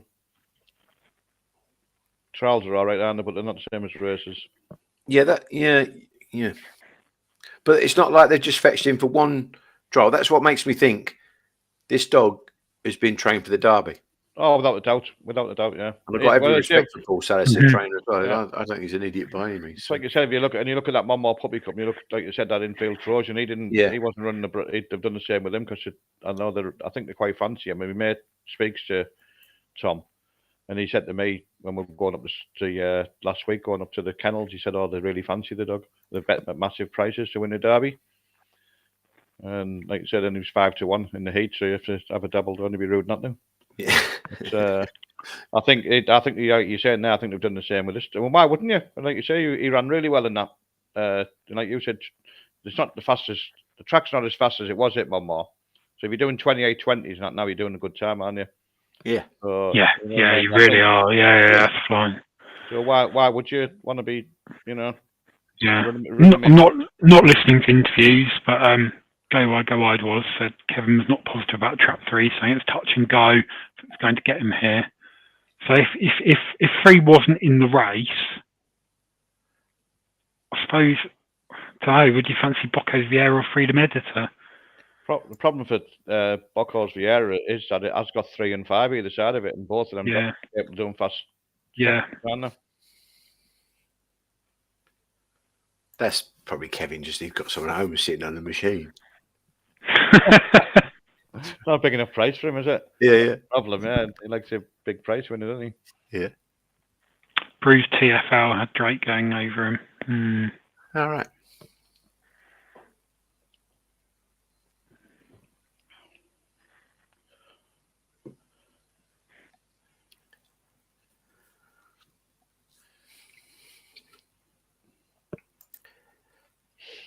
Well, so you get interviewed by him. Someone should say, when you start paying part of the bill, we'll tell you what they think of the dog. I actually think Paul's right. I think Freedom Editor is overpriced. Mm. I think we should have a little small bet. Do you, Tom? Should we see what it is in the place market? Yeah, you could do that as well. Yeah. 3.6. I quite like Come As You Are in the place market, but then any of these could get out. Yeah. And it's Should we have a little dabble on the 2? What, win market? Yeah. Yeah, I would do. Yeah, do that. I'd be happier doing that. Yeah. Yeah. Just as you say, a bit of interest and Just for a bit of interest. I hope they touch on it. Yeah. Yeah. I've got to have something on the 6. I'm going to have a 5 on the place market.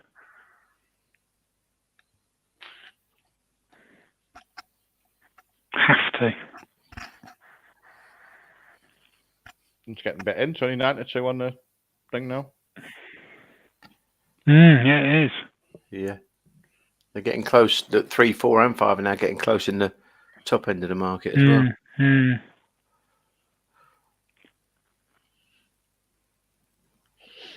So you take them industry prices over with a pinch of salt, don't you? Yeah. The amount of dogs that shorten up, and the amount of dogs that are like 10 to 1, 12 to 1, and you go on Betfair and they're 35 or 40 or even 50, and they just stay 12 to 1. The big price stuff, the exchanges. If you fancy something at a price, it's just an absolute no-brainer betting on the exchange. Well, the top's 50s. It's 100 on the machine. So you'd think they could go 66, wouldn't you? Yeah.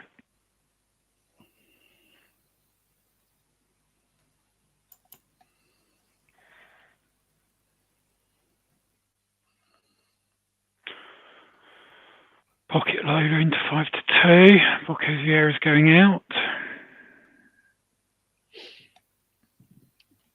Pocket loader could, easily smash out. Yeah. Oh, she's been a cracking bitch since she won the competition on the overnight, yeah. Bit of a short runner, but the place to beat in front, isn't it, round there? The amount that stay there when you think someone's going to pick them up. Yeah.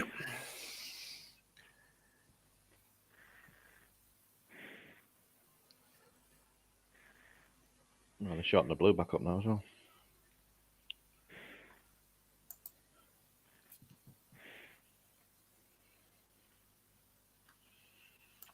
So are we just on 2, Tom? And a very small place bet on 6. Tiny. Okay, here we go then. 8.27. Wide open market here. Is hair not up? Oh, the hair's gone past and the trap's been opened. Yeah. Oh dear. Well, Chris has slung his top hat down on the top of the traps. Oh dear, oh dear. It's been the fear, hasn't it? Like you mentioned it earlier, that Yeah, but not that it wouldn't open at all. no. Is that someone not pressing the button? I would say that's someone Not not putting the trip down properly. Yeah. Not what you want if you've bet pocket lower. No, exactly. No. You're 100% right. When you need a dog that needs to go bingo, you don't really want that sort of thing to happen. No, you don't, mate. Does that give us an angle? Who knows? Does that give us an angle? It might give us a chance to have a little bit on 6 in the win market. Yeah. Yeah. It does, doesn't it? Yeah. Yeah. That's why they get grief, though, isn't it?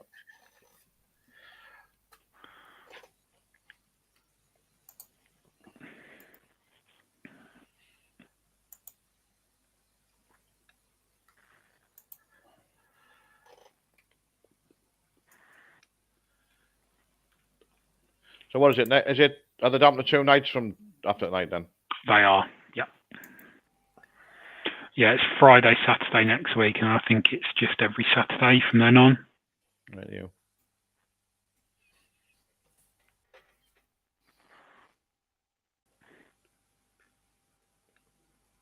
They're having a discussion on Twitter saying, do you think on finals night they should just have Toaster on RPG TV? Yeah.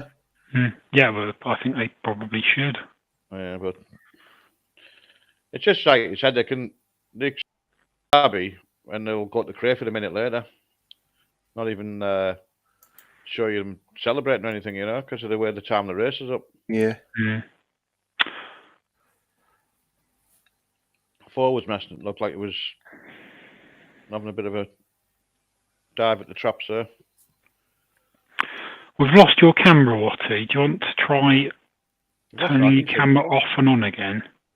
No, you can't see me. Nope. Unusual.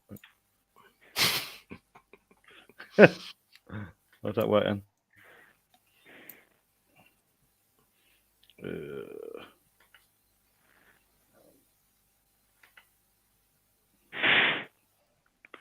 Back? Not back? Not back. No, I would try logging off and logging back on again. I think that will do it. Hang on.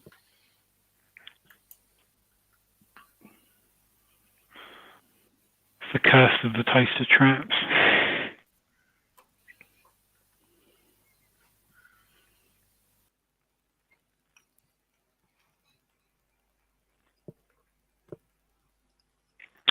Ben Green, dogs down the middle of the track, so someone forgot to turn something on. What do you think's happened there, PL?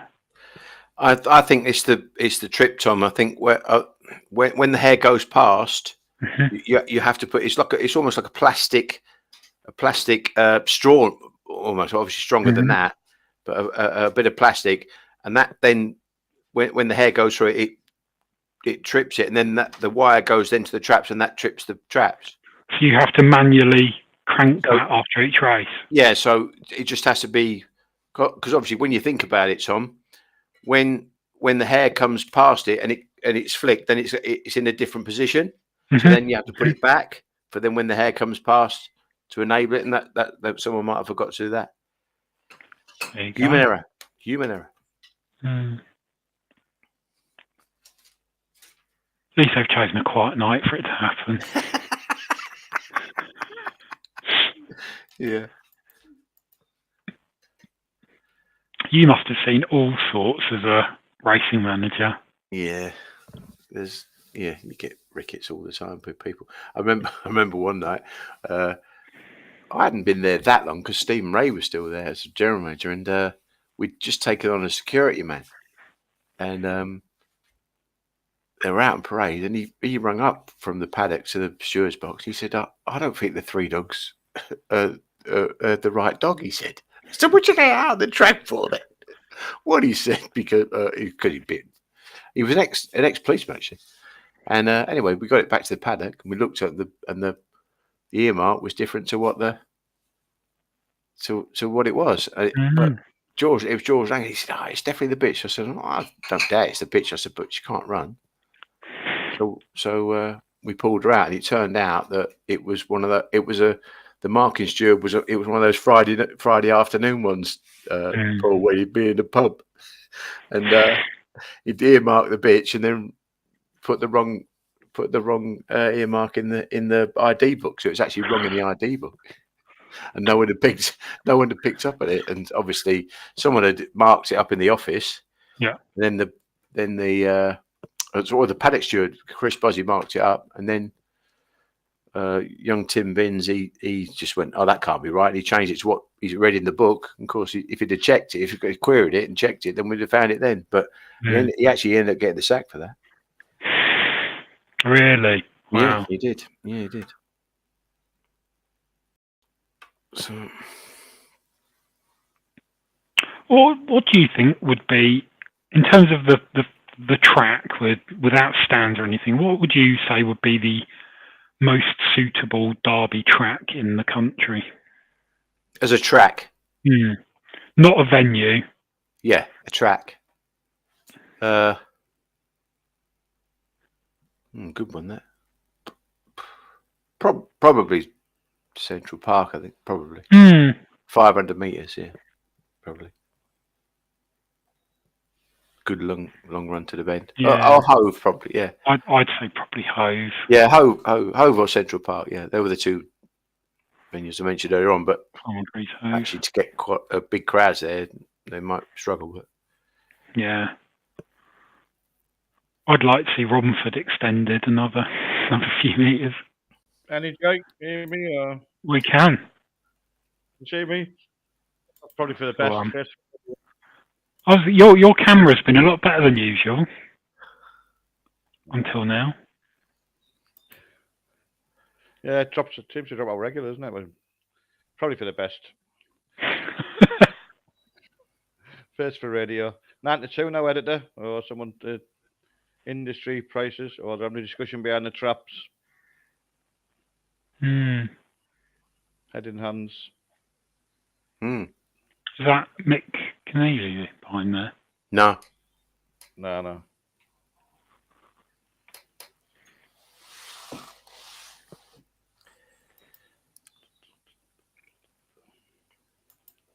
The last thing to be praying for as well is no run-offs, won't there? Oh yeah, please don't want any aggro now, especially when the draw's got to be made on Tuesday. Oh dear, can't do Rob those said he run-offs. It'd be just draw lots now, wouldn't it? Surely, because you can't do the. They said you the can't rule, have. There's a rule you can't run, but if it's a Cat 1 comp like whatever, we can bend the rules. You can have a run-off. So apparently, Rab said. Someone told me. Rab said, "Look, you brought the rules in. I'll be sticking to the rules. I want to. My dog will not be. You'll have to put the competition back, and I'll be wanting a run-off, and you'll have to put the competition back." So I don't know.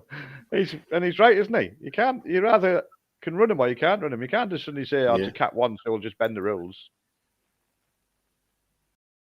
But no doubt they will. If they do get in that situation.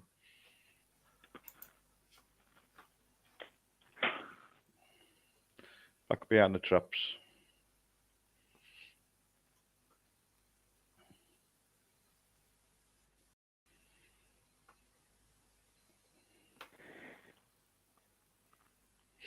At least if it goes past yet, we can blame the boxers, not on them.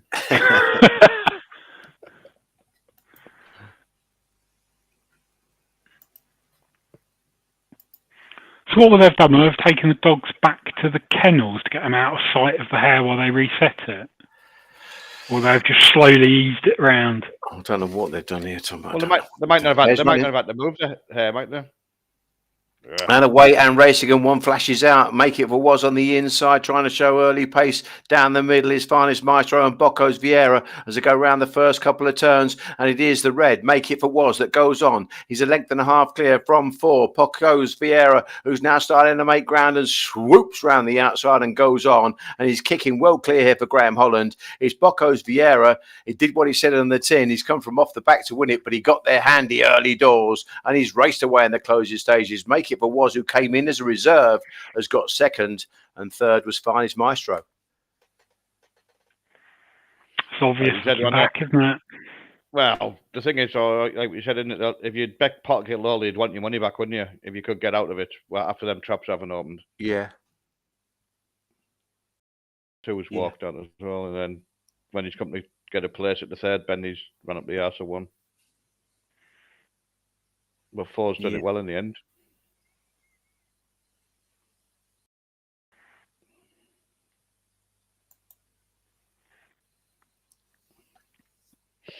No doubt a pleasant surprise for the One Dogs Connections qualifying. Yeah, he's banged out and got in the contest, and to be fair to him. Yeah, trying a good race. Well, put Pate at 3 and 2, hasn't he? Yeah, so led at one point. 3 was wanting to be where he was, and he's kept back on the back of him. When 2's looking like it's coming through to qualify here, and 3 goes back rails and slams it down his face. Yeah.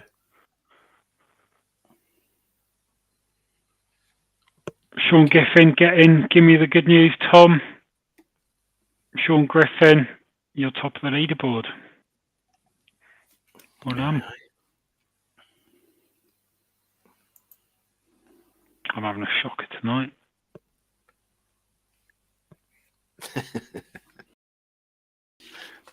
Shocked to see Dylan that low. Probably got his nap and next best still to come. Dylan. Yeah, there we go.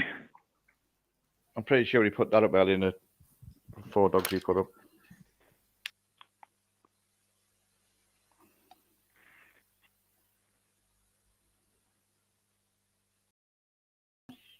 But it doesn't help, does it, when the traps don't open? No, I put a line through that one.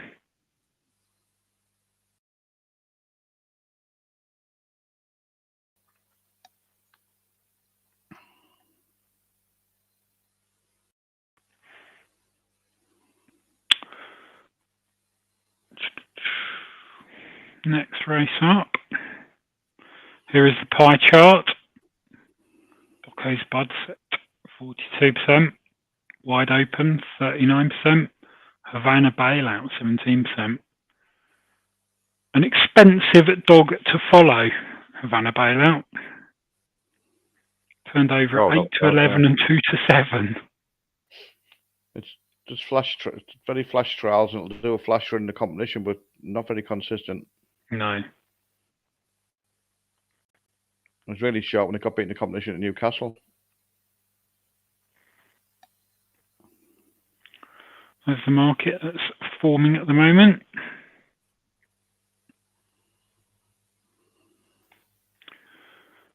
What do you think of Wide Open?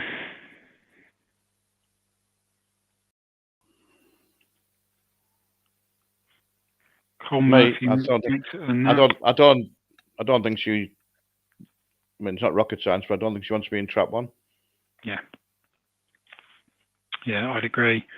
We had Damien Matthews on before the Maiden Derby final. He was very, very bullish about her chances. So I don't think there's any excuse for the run. I think got toasted on the day.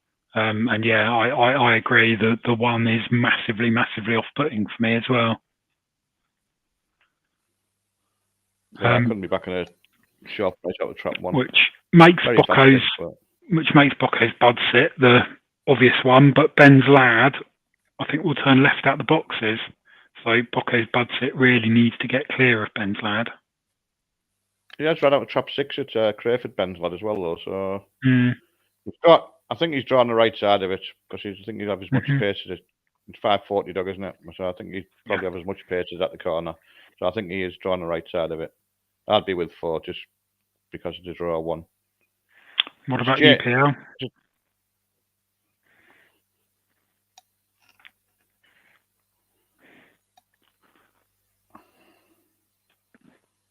PL's not got his headset on. Doesn't Jamie Brinkley them have the on the 5? Snowden Racing. Yeah, could well do. Good luck to him anyhow. Yeah.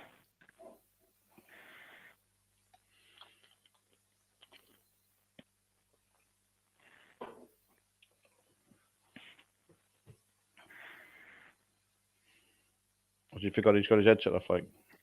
Yes.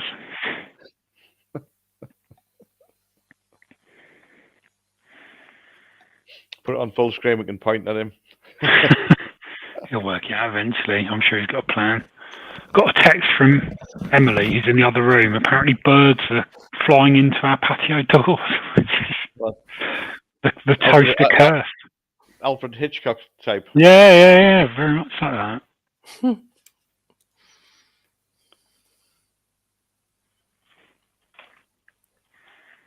You back with us, PL? Yeah. I've just watched What Is Bitch win on Tuesday. Only just, PL. Only just. Did you shout, photo? It was a bit of ice shut at the bend, like I said. There's 38 kilo dog inside her, like, but she rode it really well. So. She did, yeah. And then it was just a matter of how far after she. I'm thinking she might get further, but whether you get the chance to run her over any further is another thing. Exactly, yeah. They tried her sister. Her sister runs at Doncaster. They ran in the maiden 661 race on last Wednesday. Yeah, it didn't come out. It didn't look like it'd stay, but you have to proper stay, don't you? That's 661. Groveshill. Oh yeah. She's A2 bitcher, isn't she? But Yeah. but she can run like that's it. I didn't realise I was just looking through the breeding to see if anything. But the ones in Ireland have hardly. There's one that's really good, but he hasn't been running. But that's the only one that's come over here, and she's decent as well by the look of it. So I'd like to try it, I think, but I don't because I think she get off the front. Yeah. But whether Sunderland will ever put a 640 on graded, I very much doubt. Mm. I mean, when you go up there, we went up there not last Tuesday, but the 2 before that. The only people, you're lucky if there's a dozen people who aren't trainers or, there's boatmaker stands there, but he's one boatmaker inside, but he's got Betfair open as well, so which I don't blame him. I wouldn't want to stand, but it's hard to make a book when you've only got 1 or 2 people placing a bet. That's it, yeah. There's no, it was big crowds when used to have years ago. Used to go up there when we had dogs running there on the bags, but they used to get cracking crowds on a Friday night and disco and all that afterwards. Yeah, and to say, I don't know what Ark Sing is because they're on about. There's rumours going on with Ark that they're on about having racing behind closed doors, aren't they? Yeah, I heard that as well. Yeah, and it's like, where do they think the next generation of people are going to, they might think, work trust, we're getting our money from the media money, but if people then stop going and stop betting, you're not going to have any meetings, are you? No. Every Saturday afternoon, Newcastle put a photo up from their afternoon meeting of the packed terrace. Yeah. It's just such a crying shame they're not open on a Saturday night. Apparently it's full of stag do's and everything, and hen do's and everything on a Saturday. So you could imagine how busy it would be on the Saturday night, but I don't know where the mentality is that they don't want to run on a Saturday night. I mean, we used to go when we were going open racing Perry Bar. That was always mobbed out upstairs and everything, and they don't want to run Saturday night there. It just they have no interest enough. And when you look at the prices they're trying to charge people to go to, like Windsor the other week was like 35 quid, and then they started to drop it a bit. Yeah, they changed it, yeah. And they've got other meetings, or like they've got 35 runners, and it costs you as much to get in. Foss Lass or something like that, and you think even if you are open, you don't want people to go, obviously, by having the prices like that. Yeah. But long-term future doesn't give you much hope, because if people don't go, they lose interest. They're not going to. Then people who go on a Saturday, a lot of them are maybe go once, twice a year, have the fivers on and that, and might have a little bit on the football and the dogs and the horses or whatever on the weekend. But if suddenly you can't go, they'll put the money on something else, won't they? Yeah. Which means the levy goes down, or whatever they use these days, which means there's less prize money, which means people just say, oh, balls, I'm moving else as well. £47 customers at Brighton races last week, plus you could not pay cash at all. That is grim, isn't it? That is grim. Yeah. Yeah, that's the other thing as well, where they won't accept cash. Correct. I think they've learned, that most of the bar staff are I'm not going to say most, the bar staff are a bit. I mean, I know a couple of lads I used to go to Redcar with and Thirsk and stuff like that, and the same lasses, and a few of them were having a way with them, and they give them a tenner, get change for a 20, and you get 5 free pints. So I suppose if you're checking that out the equation, well, it doesn't stop you giving you free beer, does it? Even if you give them a card, you know what I mean? So not something we condone on Greyhound Watchalong. 8:15, the off time in the next. Thank you very much, Emma. Appreciated. Hopefully I'll catch up. I got my price on Bocco's Bud Sit. You did. You did well there. I was patient. patient. In the olden days, I'd have quickly cancelled and tried to get on again, but I've matured. Matured to Watchalong. I must say, I think I've become a better judge of greyhounds and ways to bet and stuff by doing this, because you're kind of forced to, because you don't want to look complete mug in front of everyone, so you spend more time than you might necessarily. I'm not a full-time punter like lots of people watch this, so I bet recreationally, and I know the dogs and can follow the form and watch a video, but do I do all three? not always, but I've been forced to by doing this. And it's been very enjoyable. Got my own personal development. following this and listening to all our guests and their views and their angles, and just come up with different ideas, different ways to read a race. And I think it's really good. It's really interesting. I hope it's been similar for some of our viewers. So we're on a delay here for this next at Toasty, yeah? So you haven't matured because you've become a father, then? You just matured. That's it. As a human being, I'll never mature. In my head, I'm still 18. Yeah, I'm like that as well sometimes. Maybe not 18, but... Yeah, I can't really argue with that. Yeah. I do agree with that, actually. You're kind of as young as you feel, and you... Yeah. Well, I drive Lorraine mad because I still like being... I do like being a kid at heart. I just like being stupid sometimes. So this sport crosses generations because all of us, regardless of our age, we enjoy the sport. We like to have a bet. We like to have a pint. We like to have a laugh. Political viewpoints can differ a bit, but it's good lads having the crack. Yeah. Yep. What it's all about.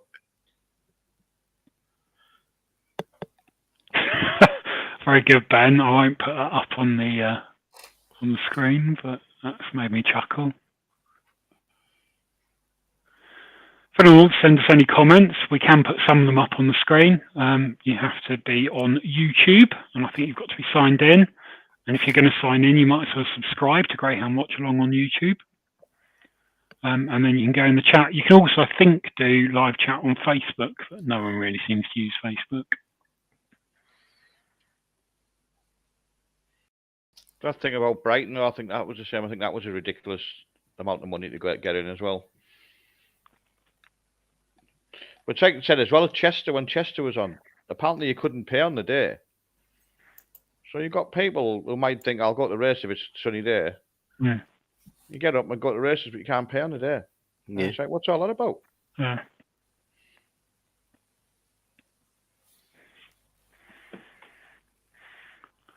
I have got to say, if there's one good thing that's come out of COVID, it's drinks being brought to your table via an app.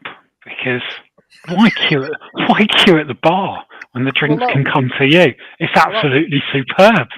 That was available in Wetherspoons before COVID, though, wasn't it? Yeah, it was. It was. The app wasn't quite as good, but it's widely available now, and I'm a huge fan of it. What, being a lazy bastard? Yeah, if you didn't need to go to the toilet, you could just never get out of your chair. What, you don't take a pee bottle with you? That's probably going to be the latest innovation at Wetherspoons. I'm supposed to connect yourself into. Never leave your seat. Yeah. Someone coming around and replacing your pee bottle. That's it. Our local Wetherspoons isn't far off that.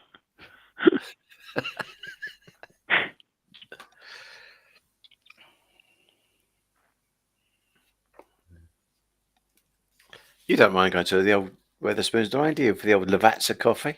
Nice. She likes that. Yeah. Unlimited.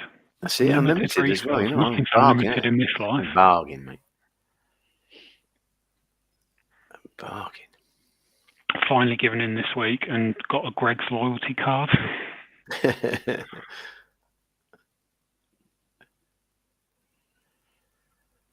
No, Wetherspoons got an open the box at the minute. I think there's about $5,000 in it. Really? Yeah. I haven't been in for ages, but my mate goes and Unlucky Block Joe, and I think it's down to 5. They've only done it twice. The first time it went all the way down to the last 2 boxes, and I think there was about $4,000 in it. And one of the bar staff won it, which I was calling crook, you know what I mean? And this time, not that I was hardly ever in it, but I think it's up to about $5,000 now. So Wednesday night, you have a quiz and that, so obviously you can imagine it's a busy Wednesday in there now. So I am a member of our local British Legion, so I am au fait with Open the Box, but I think a lot of people watching this won't know what Open the Box is. So we can discuss that after this race, which has suddenly appeared. Yeah, obviously trying to, 10 minutes behind. So Bocco's Bud's favourite, just in front of Wide Open here. And Nevada Bail Up is third in. Her approaches for Heat 28. And they're away and racing, and one is smashed out wide open, goes to the front, and she stays this bitch as well. So she has the lead there from Born of Wine, who's now making a race of it down the far side. In behind these comes Zazera's Jack, and Bocco's Buds It is in trouble with Ben's Lad and Havana Bad out at the back of the pack as they come around the last two turns. It's wide open with the advantage of the inside. Now she kicks off the last bend and she pulls 2 lengths clear of Zazera's Jack, who will qualify in second, and third went to Born of Wine. Well, So got that wide wrong. open. Broke from Got red that there. wrong. Yeah. 4, 5, and 6 all walked out. Yeah. If you were offered a 4, 5, 6, 1, 2, 3, even money, which one would lead? Which one would be in front of the corner? You'd be checking the wides in that race, I think. But Yeah. definitely, Yeah. that's what you get for saying the wides are going better. Yeah. It's a good bitch, Yeah, though. she smashed out. Yeah. She Yeah, smashed did. out. Yeah. Thing is, she runs like a staying bitch, doesn't she? She can start, lacks a bit of middle bad look of it, but then really strong on the running. So you'd think you wouldn't mind being on her in one of them 600 races around Shelbourne. Yeah.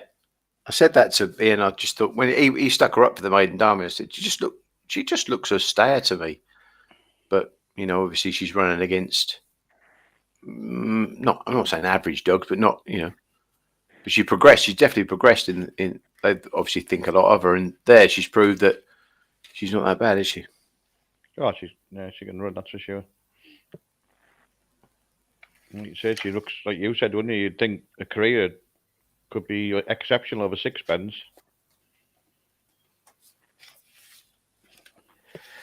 Yeah, I think so.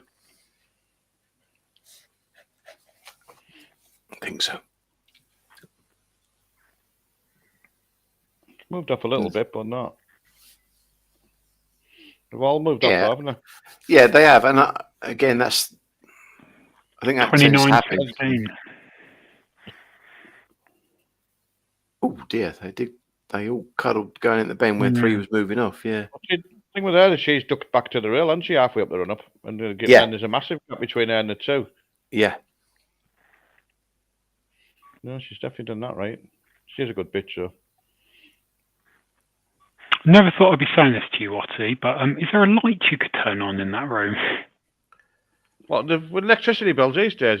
Jesus, Tom.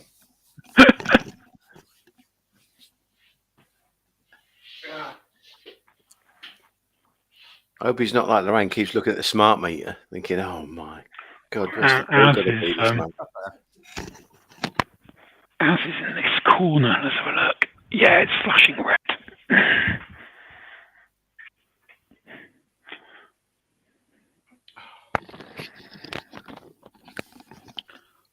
Is that better? Yeah, that is. Oh, it's beautiful. Right, I'll reward myself with some more beer and maybe it's a small snifter.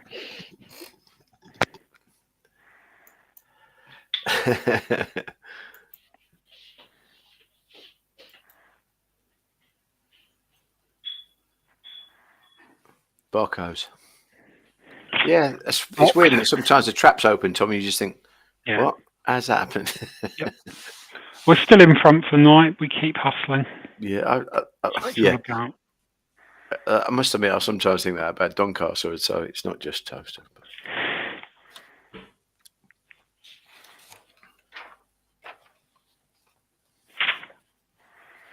No idea what time the next race will be. When they've put it up so we can prepare ourselves. Competition update for Davy B's one. Yeah. The last man standing competition has, of course, already been won.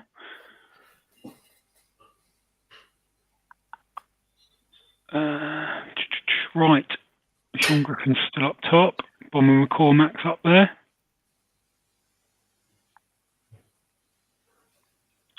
Still quite a few, particularly towards the bottom. A lot of naps and next best still to play. Yeah. Not all of them have been picked up because people have not put spaces in and things like that. So there will be some extra points to go on a couple of these, which I will adjust in the morning. There's got to be a better way of doing that. Yeah, there is. I have to put them all in a list and do it as a drop down. But that's all right. Yeah, little treat for Emma pulling that together.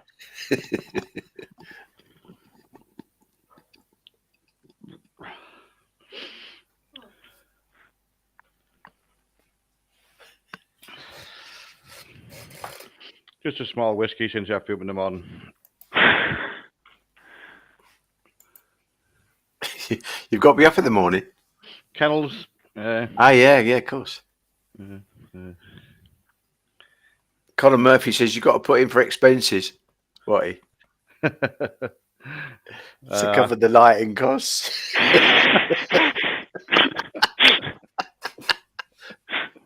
He's not wrong. I will wire you the 4p at the end. The heating might go back on in about October or November, I think, if they're lucky. You could turn it all off for me. Robbing bastards. PL, you're ahead of me. Am I? Yeah. That's good. Do you have a side bet? He's a stayer. No. We were close yesterday. It would have been the time to have. The shrewd money would have been on PL. What you said there'd been no evens. I like to pounce late, Tom. That's what it is. I just like to give everyone a false sense of security and then a pounce late. Robert Johnson, how fast is Poster tonight? Must be 30 or 40. What do you reckon? It's hard to tell, isn't it? Yeah.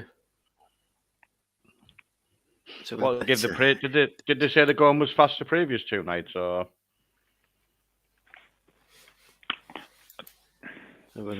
Barefoot Supremo. Oh yeah, 29.06 off the back. Form Rebel 29.22. Stories Pee-wee 29.37. Deadly Showtime 29.32. Deanery Skippy. 10-5 Yeah, I can't see it's. No, I don't think it's that fast. 29.16 wide open. Yeah, I mean she's a 29.20 bitch on the front. So I actually think, gun to my head, I'd say 10, maybe 20. But I give it. I'm just looking back for the other night to give when Latara had done the track record. To give it as normal. But when you're looking at Daily Frankie going on in 29.53, you can't really argue with it, can you? No. But he had to come off the back, didn't he? But yeah. Well, Bocco's Belly went round. He can do that. Bocco's Belly went round. He banged out and led, didn't he? 29.36. Yeah, which I would say that's what he is. Yeah, exactly. So you can't argue with that. With that, yeah. Giving it as normal, can you really? Yeah.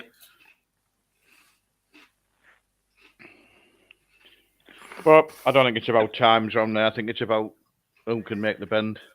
And if you've got the wrong draw or pace up the inside here, no matter how fast you are, you can end up in a lot of trouble. I'd say that's 10 or 20 fast, me. What, tonight? 10 or 20 fast. Yeah, I would. Which makes Bocco's Vieira a good run. But having said that, I didn't know a lot about him, and I watched a fair few of his videos because I know that a few people were raving about him, and he's probably one of those that when he gets near the front or he gets to the near 9 ladies race, he's going to do a time. But he was just walking out. But today he just broke near his field, and he's beat a weak field to a certain extent, really, hasn't he? It wasn't a dynamic field by any means, but he's broke with them, and like we said about the Lotaros, those strong running dogs, they'll do a 29 dead, or they'll do a 28.90 or whatever they will. So. Yeah, it's about getting a run on them first 2 bends, isn't it? Yeah. Like you said, they can turn second or third. But, will they always do it, and will they get the run all the time? That's the problem, isn't it? When you lack that yard of early. Yeah.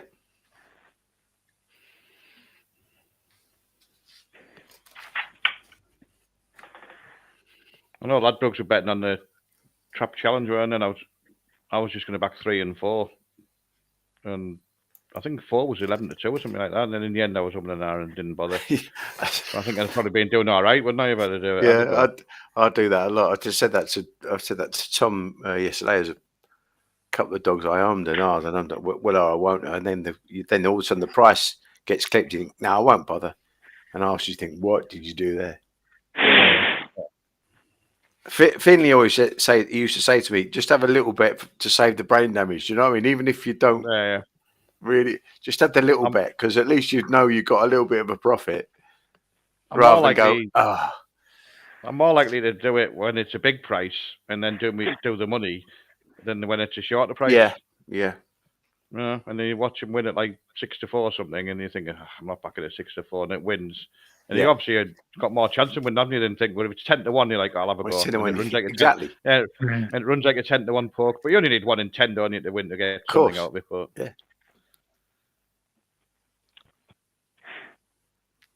yeah. It's amazing, isn't it, how Graham Holland has so many winners throughout the Derby comp, doesn't he? So many of his dogs, and he's yet to win it, I know, but he's just got so many dogs that he seems to be able to win it, don't you? He seems to be able to spot the dogs that are going to be suited to come in here as well. So, and she's great. Nick is great to be interviewed, and she's just great. She's really, really good. Really good. Nearly as good as Carly.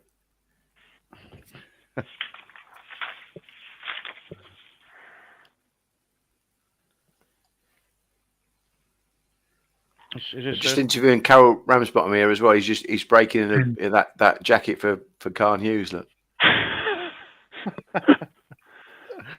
That's very smart. We were at the races last week. 4 was at York. Sad. It's very sad. Though. We got into York. I went for a breakfast, and there's only one person. I got the bar for order the breakfast, and there was Camden Hells on the. How can you not order a pint? You can't. Camden Hells, you have to be ordered. Everybody else comes back with tea and coffee, and I'm the only one sat there with a pint. I was like, oh, for God's sake. But you can't not buy a pint when that's on offer. Very disappointing with unlucky bloke Joe not doing it. We went last year at the Thirsk, and we'd been out the night before. Don't get pissed. 1 o'clock in the morning, drinking Japanese whiskey in a micro pub, and met up at 9 o'clock the next day. And he turns up. Oh my God, you blaming me, obviously. So I said, "Oh, have you on your breakfast? Yeah. Do you want a drink? No, I don't want a drink." Bloody night. I said, "All right, I'll go to the bar, get us a cup of tea, and he'll come back 2 pints." He's like, "You utter bastard." And funnily enough, we went to races all day, went around the town on the night, and ended up in the same micro bar drinking Japanese whiskey at 1 o'clock in the morning. Good times. Lorraine made a debut at Thirsk last week. She went there. Really nice track. Nice track there. She took some videos. She went with a lady that she sort of bumped into in the village. Really, she owned a horse and he was running there. So she works in the deli, Lorraine, a couple of days every other week, and she went there and drove her there. She said it was really, really good. Such a picturesque track, you know. Yeah. Yeah, it's one of the tracks where you go to. Catrick's a really nice track as well. All right. Yeah, Catrick's a really nice track to go to. Redcar's the closest one. You can just jump on the train in the town and get Redcar in 5 minutes. So it's another one we go to. But it's a a lot of straight mile races. So you're just looking at things in the distance, you know. So, but out the local ones, I do like Catrick. I do like Thirsk. A couple of questions there as well, Tom. Sorry, Paul. A couple of questions just by the way people are interacting, so I just really should address them. Are you surprised Swords Rex isn't in the Derby? I am, yeah. Only because I'm a big fan of Bannable Red, and he was as fast as him. So yeah, he is running the competition at the moment in Ireland, isn't he? Did you not do the fastest time? Yeah, is it Larry O'Rourke competition or something? And he went around doing the fastest time, didn't he? I think Barry Cole was telling us, Tom, that the owners they love to go to Shelbourne. Obviously, he won at Limerick, didn't he? But they're Shelbourne people. Yeah. So, and Barry's a Dublin man as well. So I think they'd probably prefer to see him running here because they probably wouldn't be over here to watch him. Do you know what I mean? So maybe that was the call.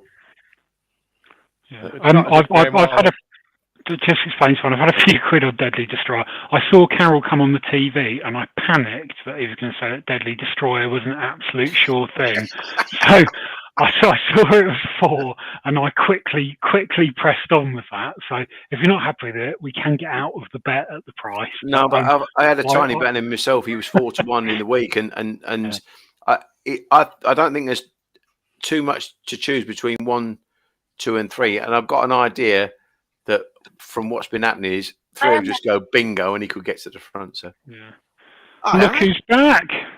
Sorry guys, I got a bit held up. Collecting money. And have you backed any winners, Carly? You know what? Honestly, I don't think I've even seen a race. All right. I've been stuck. Well, have you been in the bar? I've been up the bar and I've been collecting money for the retired dog. So good. Bit hectic, but I'm free now. When you run about Swords Rex, so it's not as if Graham Holland needs another dog in the derby, is it? No, probably wasn't room in the van.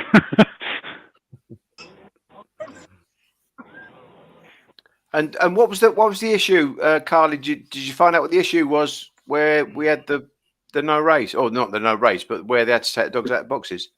I don't know, to be honest. Like I said, I've been completely tied up doing other things. Right.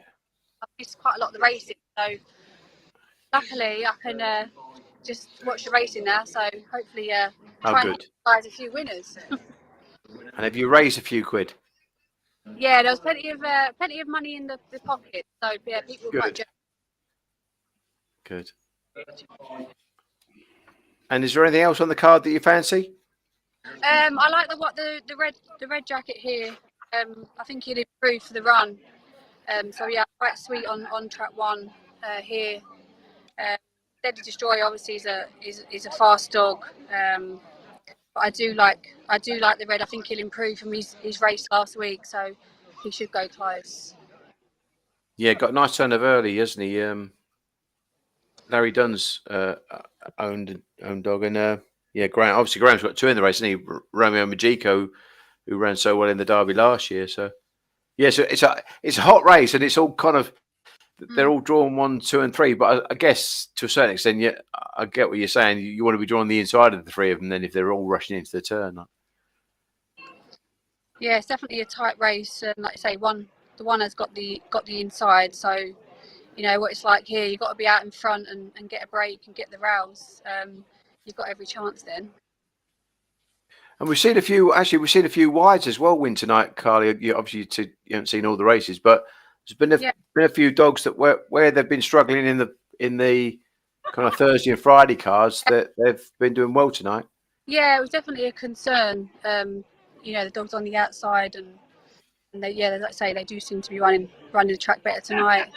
It's a better night tonight. It's a really nice evening at Toaster.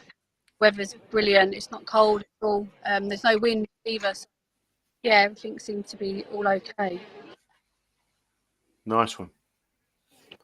And anything catch your eye later on the card? So I've gone for the red here.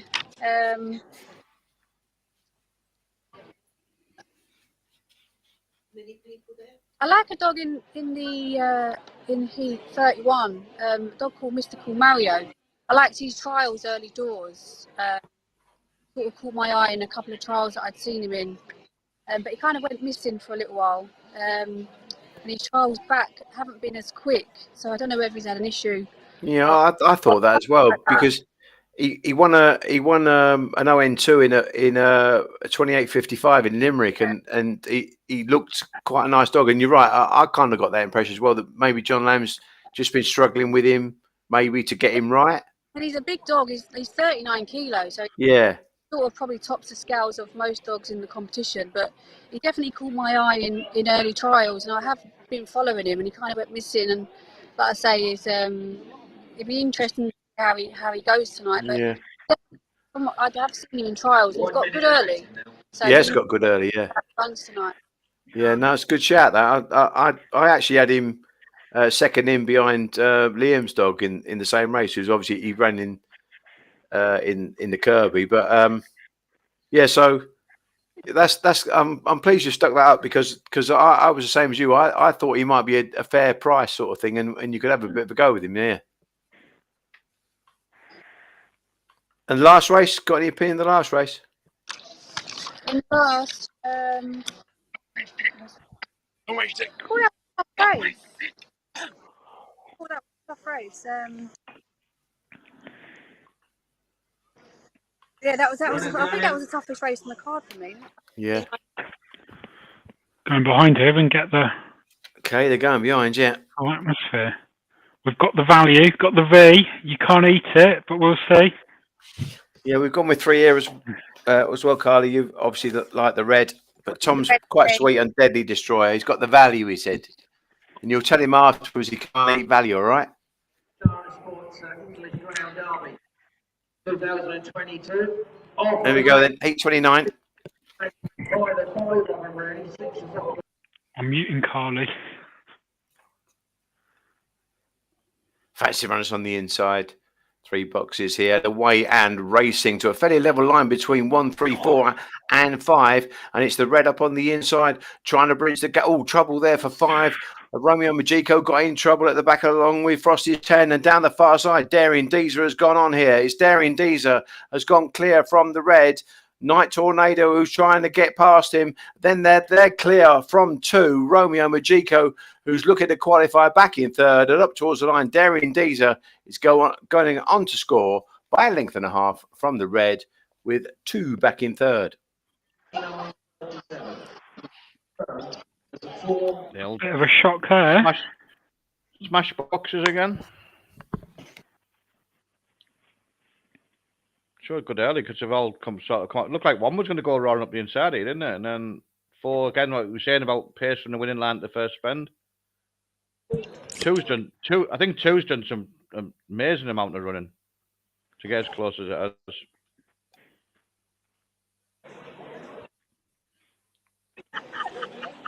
There's some huge. Two's done a massive run there.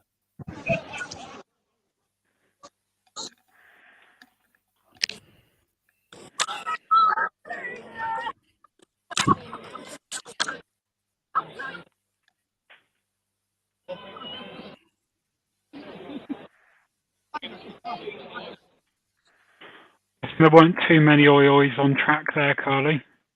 No, it's pretty quiet. Yeah. A bit surprised, I'd say. Well, got a hell of a knock at the first bend, but did well to finish 3rd. Yeah. 29:37 the time. Romeo Majiko really impressive. Yeah. Got the head on here.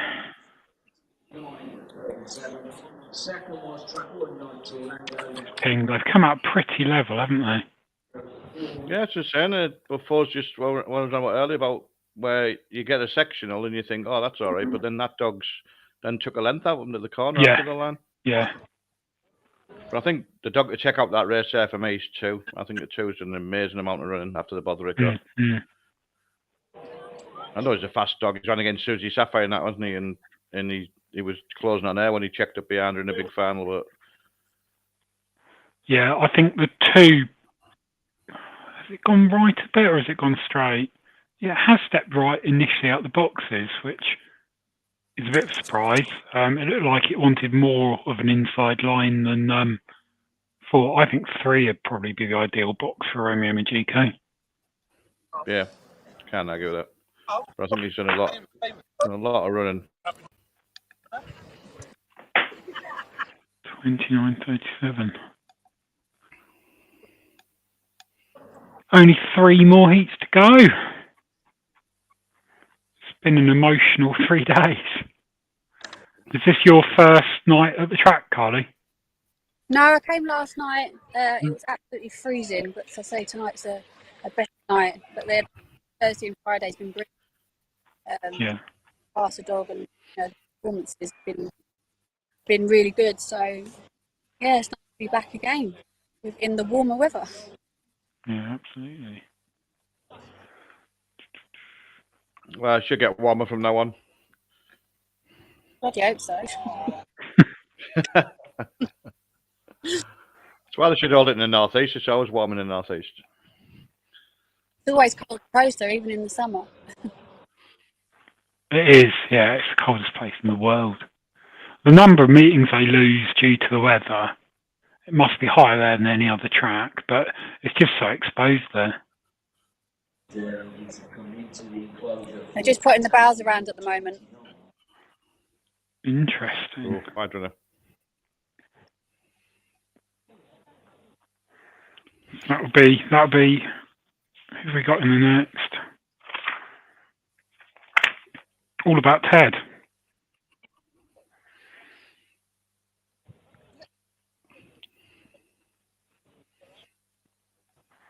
Oh, I fancy this. Have they got the screen up there, Carly? In the middle of the track or not? Yes, it's on. It's a bit It pixelated. is. It's on. No, it's on. Do they put the times up on there straight after the race? I haven't put any times up, I don't think, no. Disappointing, isn't it? Mm. It's all right. Mr. Moisey's on that. We'll all have clocks soon. Don't worry. He did say the summer. He did say the summer. He just didn't say which summer. What? Sean Griffin has asked how far from the crowd to the track, Carly. Heard it's a mile away, but never been myself. Say that again? Sean has asked how far it is from the crowd to the track in terms of distance, because he's not been himself. It is a long way back, but I think the viewing's quite good. It's a good view from if you're up in the boxes. Yeah. I don't think it's too bad on the steps. Get high enough up. I've been there a few times. The one thing everyone says is how far away it is, but I didn't find it any issue at all. I thought you got a good view of the racing. I think the viewing's better there than New Romford and Crayford and the likes of those. Yeah, Nottingham. Nottingham's got to be the worst viewing. Oh, it's unbelievable, isn't it? Yeah. That's one decent thing about Sunderland. The steps you need like a mountain goat to climb up them, but there's only 3 or 4 of them, but you get a decent view. No, Carly's mate's on now on RPG TV. Who's that? Pablo. Oh, is he on? Yeah. He's been doing well in his school, hasn't he? But you're on with him, so you're talking to Dave Clark. Oh, he nearly got away from me early doors when the hair started around. Yeah, that weren't very fun. He certainly seemed he's done well in his school videos, hasn't he? What they've been showing, coming out of the box and everything, all right. Yeah, he's been to the school. He actually went to the schooling track today. Actually, apparently went really well. So yeah, pleased with him. So he'll be letting us have much longer because he's got to be go into train. Are they going to call him Pablo the Pup then, or are they going to call him something else? Oh, actually, to be honest, I'm sure what he's doing. What he's what. He's a lovely looking dog, like.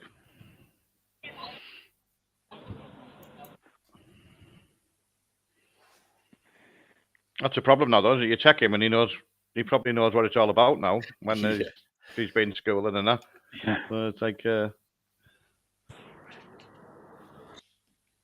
Yeah, he's very keen. Always a good sign.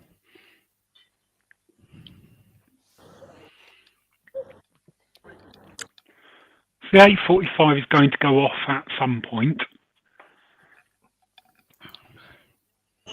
Any thoughts, views from the race? No, I'm just going to bet smart. I'm back in Shelby's memory. I think he's a big price, 7-1. If he can capable of going bingo, and he gets off the front, he stays fair. He's won over 540 Crayford. He's got his box. A lot of early pace. So I think he's a big price. What do you think, PL? I like All About Ted. I respect the chances of Romeo and Fire, but yeah, I hear what Paul's saying. I think Shelby's memory I put can smash, and he can smash as well, and I don't think he's got a lot of pace to clear on the inside. So I get that. Should we bet the 6, save the 3? That's what I think. I the prices. Yeah, I made Romeo and Fire bigger than that on the matchbook site. So yeah, I made all about Ted bigger than that, and I made smaller than that, and I made Shelby's Memory smaller than that. Yeah, so yeah, do that. Yeah. Okay. We've got actually we've got the Just bet the in one the, you, in the 851. Yeah, Miss Blaze. just the one Crayford. you use a bet the one dog. Yeah, It's up against. Funnily enough, it's up against one of them Dean Ridge dogs. yeah, Deanridge Boy one. Yeah.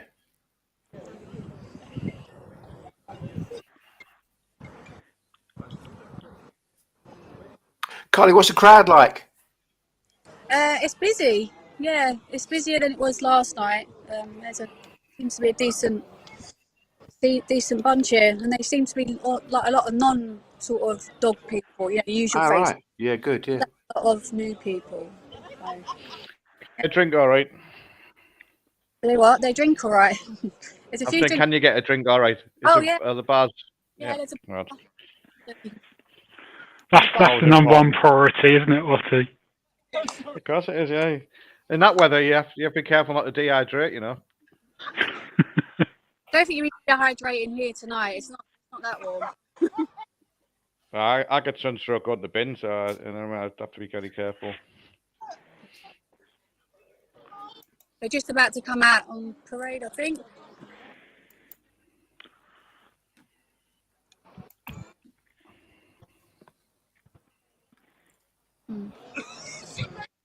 But first, move to Crayford.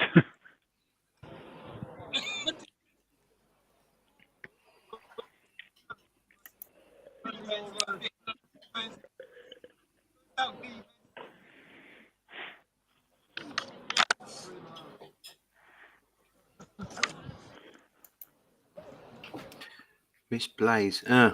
So Exchange prices bearing no resemblance to the industry prices. Yeah.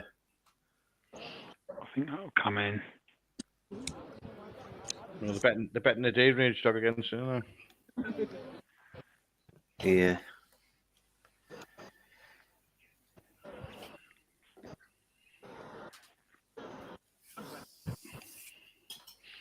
Well, I just had a quick look there. The Dean Ridge dog. I mean, it's come our way last time. Still hasn't won, but it's found 20 spots on the sectional. Again, 4.4 on the machine. Oh, it's drifting out to 9 to 4 now, but surely it should be 3 to 1. The top.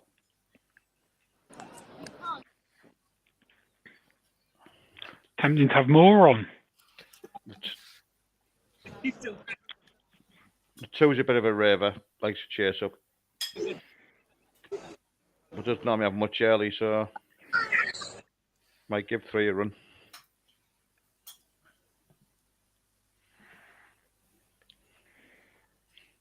Mr. Cronin getting interviewed. Don't know what you're saying, like.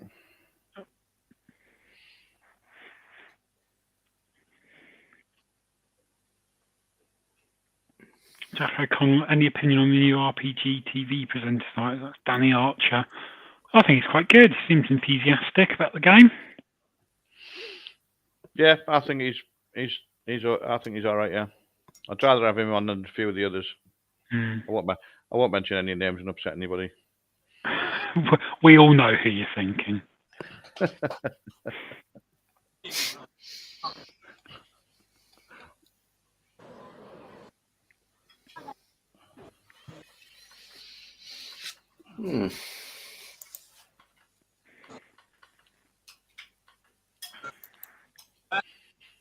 But it's a tough game being on it with a camera in front of you, as we found out sitting there. I'm sure there might be a few of them would be better if they could have a few pints while they're doing the program. Oh dear. Well, I might tell the truth then, might I? Not show the company land. He was on the other week. It's a tricky balance, isn't it, between doing what we do, which is just having a chat, and presenting something that's meant to be quite slick, and there's kind of a horrible halfway between the two that's quite easy to fall into. Yeah. Well, it's just strange. A few weeks back, Phil Donaldson was on, and I think there was 2 big finals on. I think there was one at Newcastle, It was a midweek thing. There was a final at Newcastle, and there was the Perry Bar competition was on the Laurels. And he said, I'm sure he said, "Oh, I'll just to let people know the Perry Bar's on tonight, the Laurels, and the puppy final or whatever it was at Newcastle. I'm allowed to say that night because JK is not in the building." And I'm thinking, surely you're there to promote dog racing. Yeah, exactly. Yeah. Yeah, yeah. You know, and what difference does it make? It's not as if weird. like if people are there, they're there, and they're not going to suddenly leave your program, watching your program because there's a. I mean, if you do, if I'm going to do it, I just have it on my phone and I'm watching both anyhow. If I am watching RPG TV, so surely they're there to promote dog race and not, you know, say you can't say, you know, about this meeting or that meeting because we've got an A7 at Doncaster. You know, it just doesn't make any sense whatsoever. So what does track 1 need to do here, Pierre? I ain't got a clue, mate. I've just been told to back it, so that's what I did. That'll do. Lead. Oh, Paul probably knows more than I do. Yeah, Crayford, so lead. Yeah, Crayford's so lead. You're not wrong here. Two doesn't normally come away. It's a bit of a that's chasey. Like I say, these Dean Ridge pups are all getting better by the week. That's what I'd be a bit worried about. Hair's running. Good luck. Look. And away and racing and 5 bombs out. South Lodge time on the outside is going to lead comfortably into the turn ahead of 4 now. Is rushing up on the inside. They just brush shoulders. 1 tries to turn in the pitch, but just got held back along with Dean Ridge. Boy 1 down the back straight. And 4 is Benny's Millie. Has the lead. Trouble again. The all crowd around the last couple of turns. And 4 is in supreme isolation. Goes on to win it and win it nicely in the end. We failed, Tom. You can't trap like 1 and 3 at Crayford and expect to win 380s, can you? No. That's what it's all about.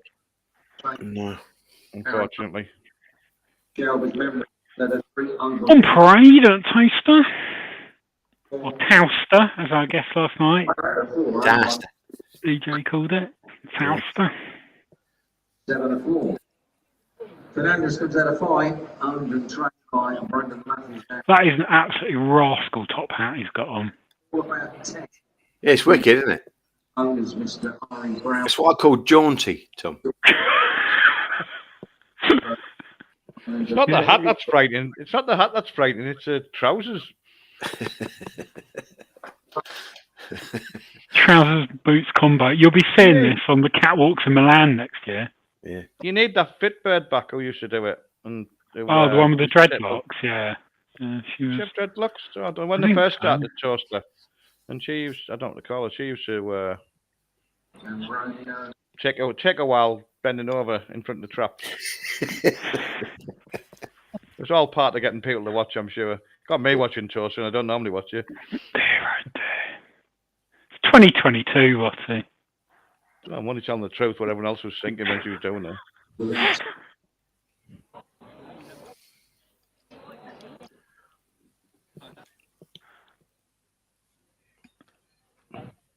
There's not many woke people in ground race, unfortunately, so I'm all right. No, there are not many woke people in Greyhound racing. You're absolutely right. The Greyhound Watchalong Twitter compared to my own Twitter or my work Twitter is a very different place. It's a very different place. And which do you enjoy looking at the most? They've all got their charms. Yeah, right. Sure they have.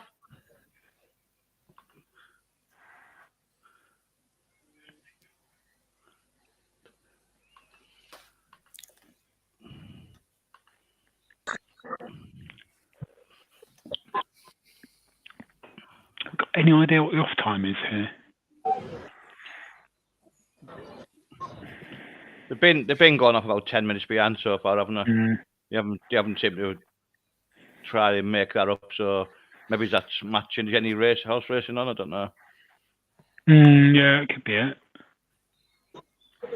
Yeah, that could well be it.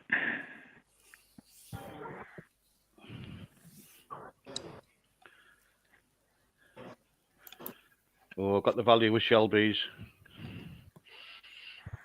Story of my life, like. At least we got the price. That's the main thing. As you sat crying and eating beans. And I don't even like beans.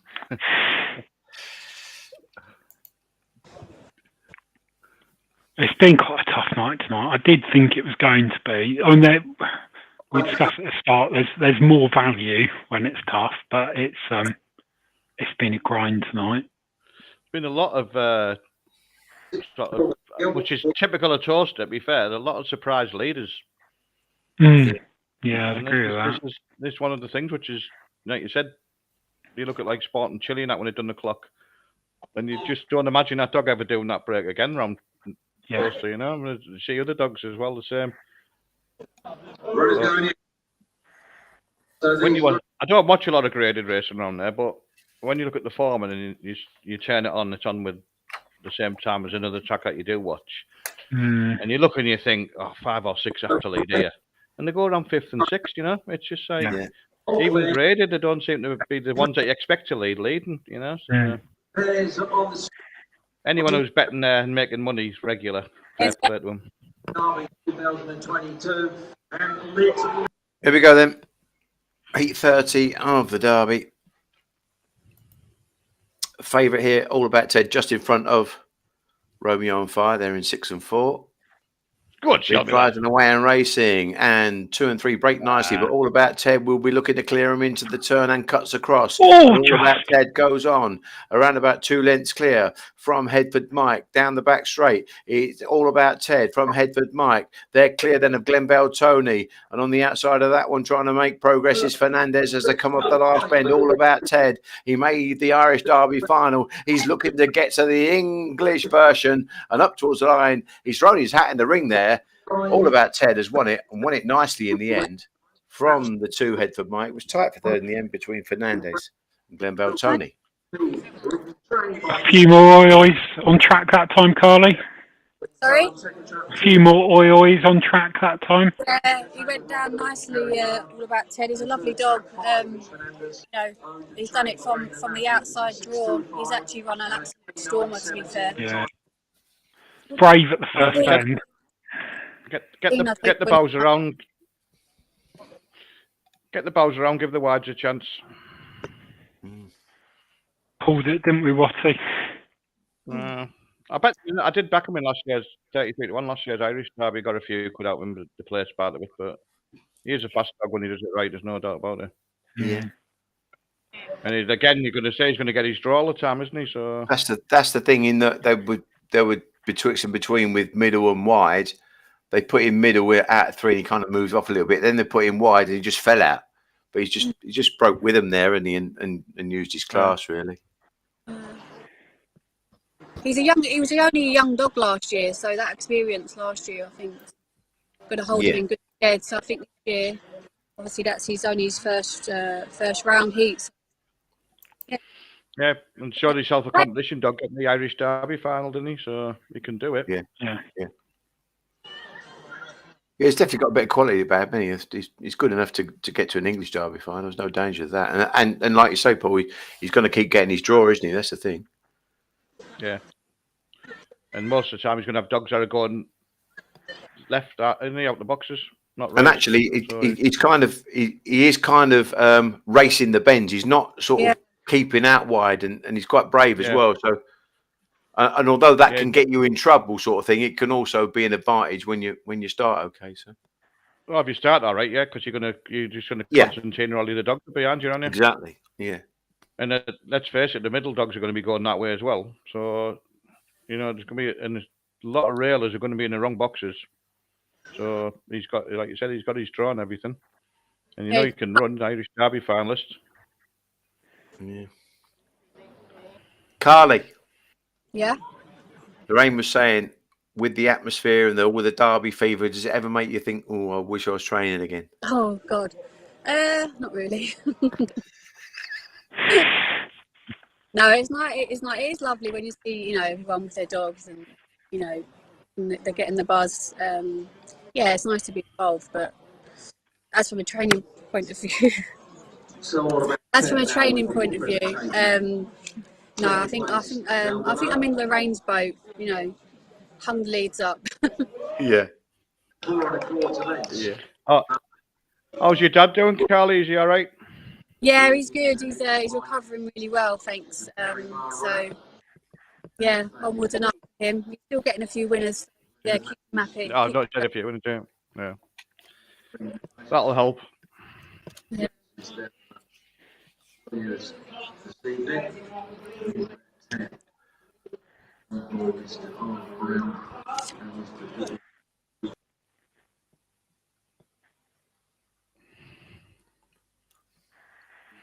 Guys, I've just got to go. Bear with me. No Okay. worries.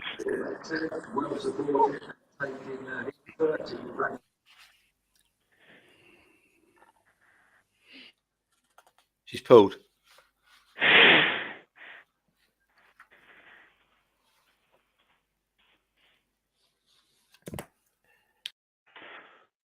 Waiting the comp.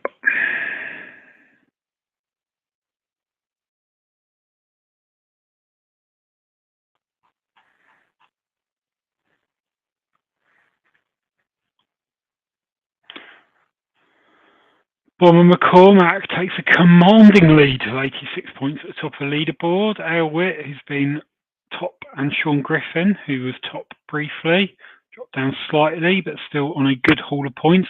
A rake of points, some might say.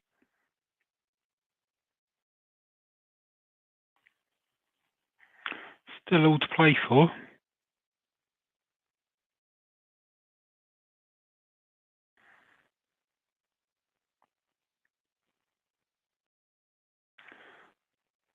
There we go.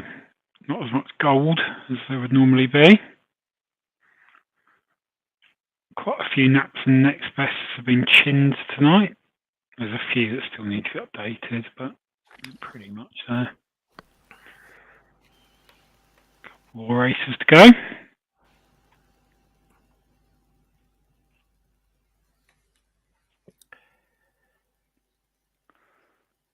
Look at the pie chart for the next one.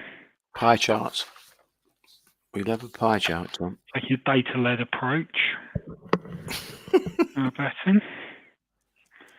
Interesting pie chart for the last one. Romeo on Fire preferred over All About Ted. I'd have had All About Ted in a match all day long. Yeah.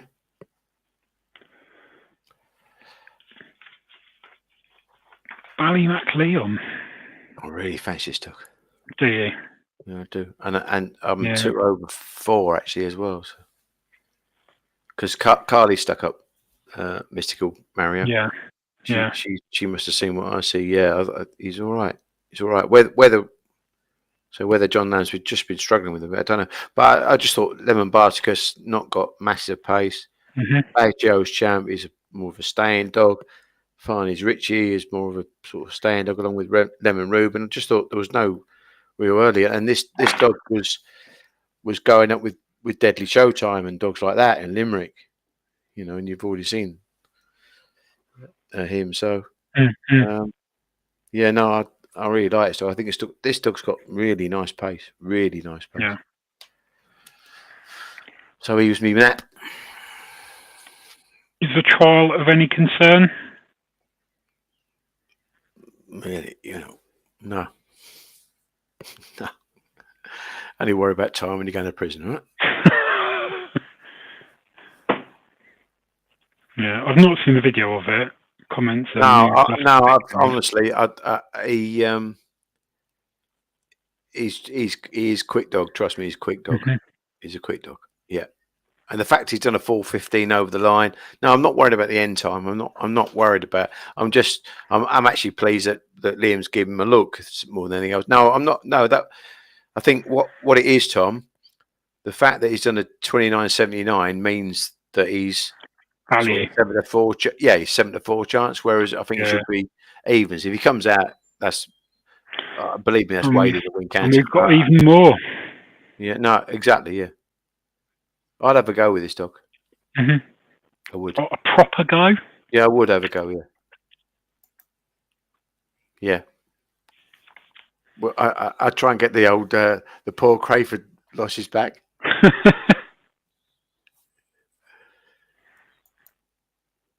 Yeah, I would. Okay.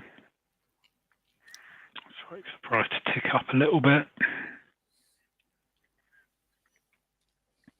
There are those tools you can use, like Geek's Toy and some of the others, which I believe you can use with Matchbook. Yeah, I used Groose for mine. Yeah. Yeah, you can. Yeah. Yeah, one click. Yeah.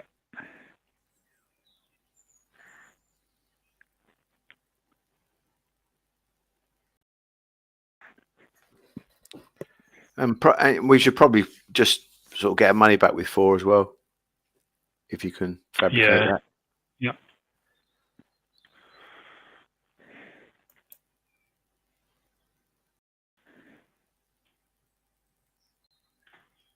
So tick through, get matched eventually. Don't know where Watty's gone. It'd be interesting to see what happens in that, in the next draw, really, because there's, like you said, a lot of the fancy dogs have got through, haven't they? There's not too many shocks, really. No, and they're all going to want the same boxes and same bits of racing room. I think it's going to be. Yeah, the trap draw is going to be really, really crucial for this next round, because then you start to go deep, then, aren't you? So yeah, it's going to be very intriguing. Yeah. I'm back, hopefully. Laptop ran out of juice. I charged your bloody thing up this afternoon as well.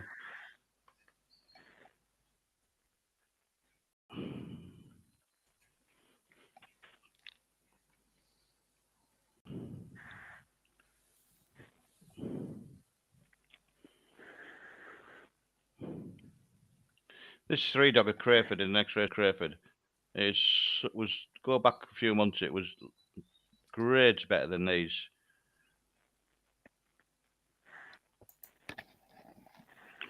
What are you saying, Watty?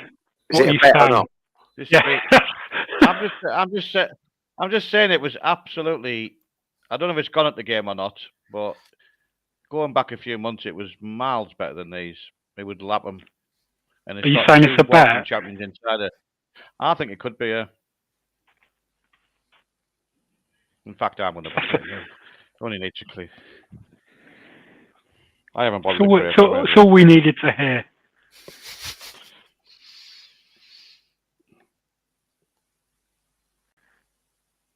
Kent Robin.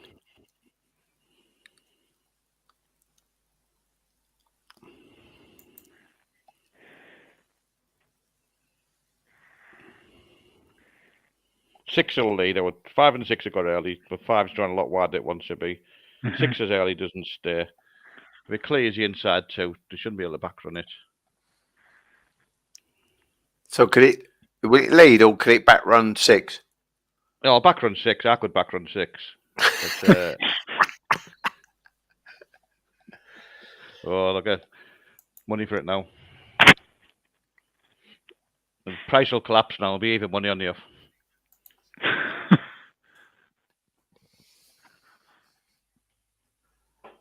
No, the Shrewdies are on. Here we are, the end of 3 wonderful days of racing in the premier competition in the UK. Betting in an S6. Yes, it. So where to go? 5-2, well, 3-1. 3-1 winning this is the same as 3-1 winning the Derby, isn't it? Paul Murphy. Peter Crane said this is the best team he has ever brought over. I think it's one of the best teams the Irish have ever brought over. I think it's one of the biggest teams he's brought over as well. Yeah. But to be fair to him, he's always had some decent dogs, and he's always got very, very close. I did say that as well, and fair play. Do you know as well? Do you remember when I did the Cheltenham race? The last time it was cancelled, I think it was through foot and mouth or whatever it was. But Peter actually entered 4 dogs for it. So really? he's one of them. He's a bit like Hennessy. He's one of them. Like, there's a crack. Let's have a go. Let's have a proper go at it. Yeah. I thought Toast were on about doing that. What that then? They were, yeah. Yeah, they were talking about it, weren't they? Yeah. It's an ideal place to do it, isn't it? It is, yeah. Absolutely. Absolutely. Have we played here, Tom? We've just had a score. On the Canter thread. Robin down to Yep. Borowati. Yep. Good man.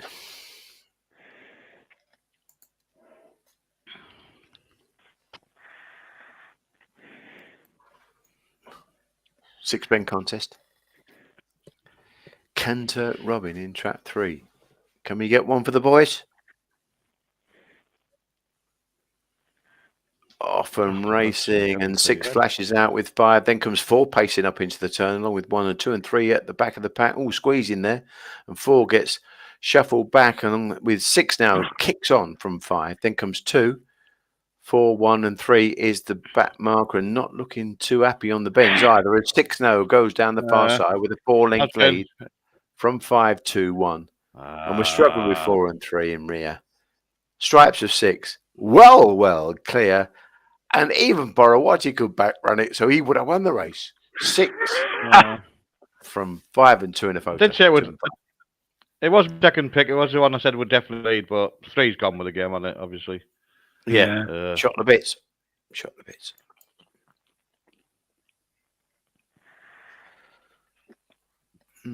Right, we've got a few quid invested in this race, so we could do with a win here. This is quite tight now, Mystical Mario, because I said it was 5 to 1 in the earlies, 9 to 2 in places when they opened up, and now trading about 4.3, is it something like that? It is. Yeah. Bad Joe's Champ. That's quite. Well, they look the runners, aren't they? 2, 3, and 4. But I thought Finest Richie was. But yeah, you can't put a line through Finest Richie. Yeah. 29, 27, 416 split Exactly, would give these a rattle, I'd imagine. Yeah. Is he drawing a little bit wider than he wants to be? No, I think he's all right where he is. Okay. I think he's all right.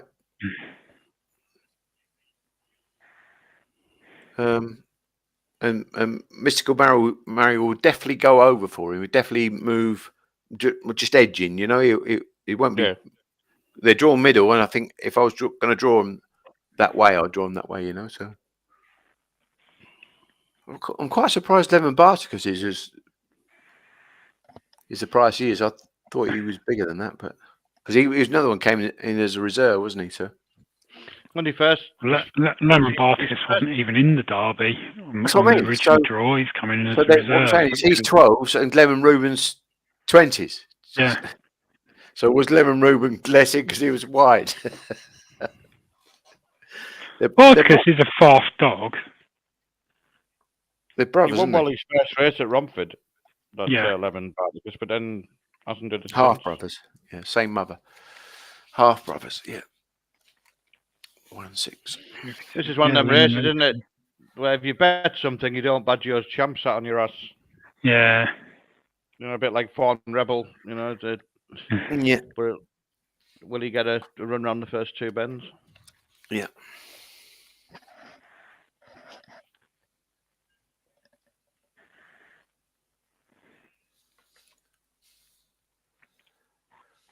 Poise at the boxes. 31. In they go. The anti-penultimate race, as Gary Selby would say.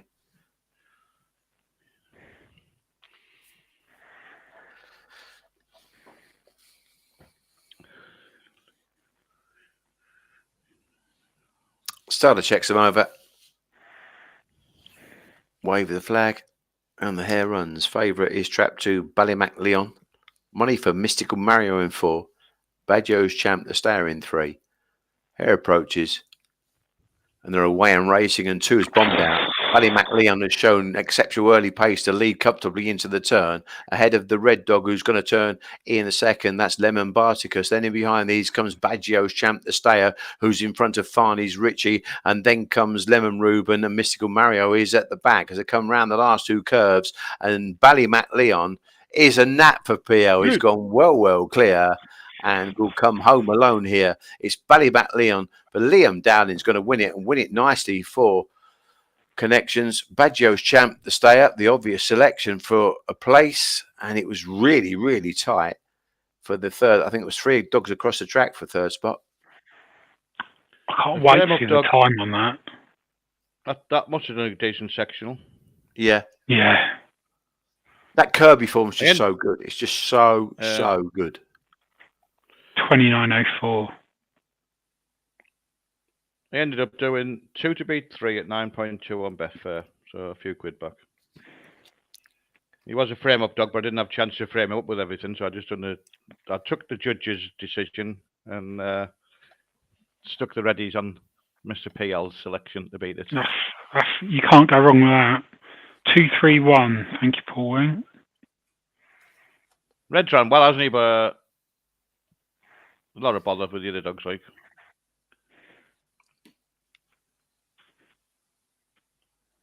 Three's ran okay after early bothering up, but when you get to the later rounds, the better dogs are through. They don't come back to you, do they? No, I mean, listen, in a way, see that Baggio's Champ, he'd be better off getting knocked out going in the 7-1-2 comp.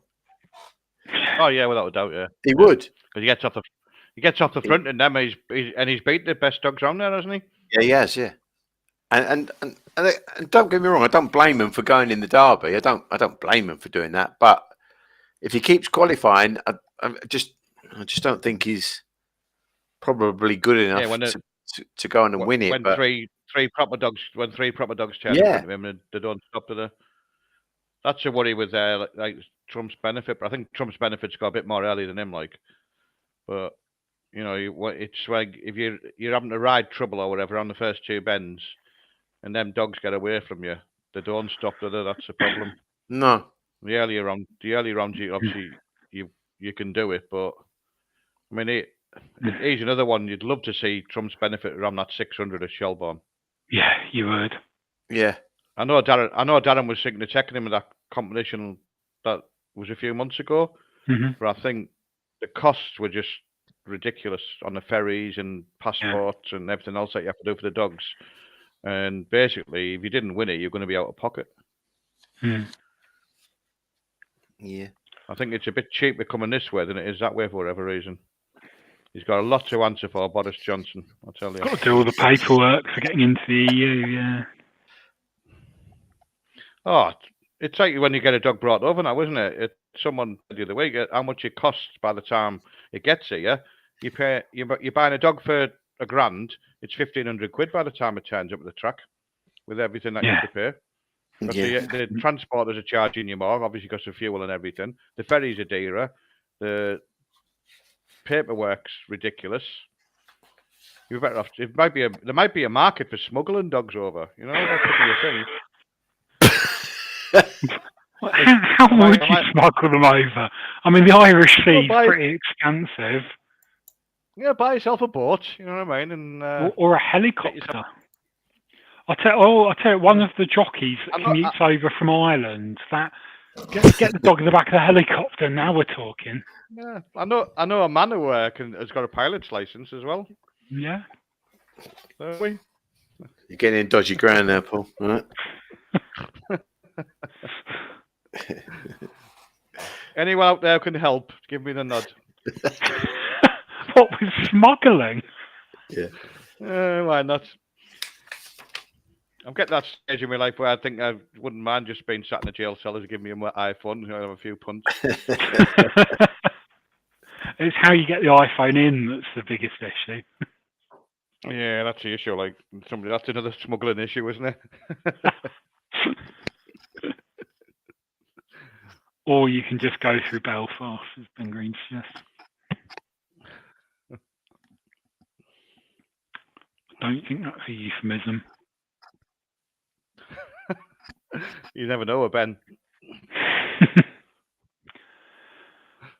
That's the latest on the tipping comp. It's tightened. It has tightened. All to play for. Pretty much anyone could. Bon McCormack's taken a commanding lead. McGlynn snuck in. There are a few naps and next best that haven't been written properly, so I'll tighten them up. PL's right up there. 81 points. So he said he's just hanging back for bets, isn't he? You know, he was waiting to get a bigger, better price and he'd be on. Yeah. Our Cappers, who won our last man standing competition earlier today, he's doing quite well. Brian Kennedy, who we're hoping will be on next weekend. Is that Jubilee weekend? I think it is. Oh, he's got a chance of Kilkenny on him. Yeah, that's it. Oh, he hasn't got one running there with 47 lengths in hand. It's the Irish way. Well, it's the right way as well, isn't it? You know. There we go.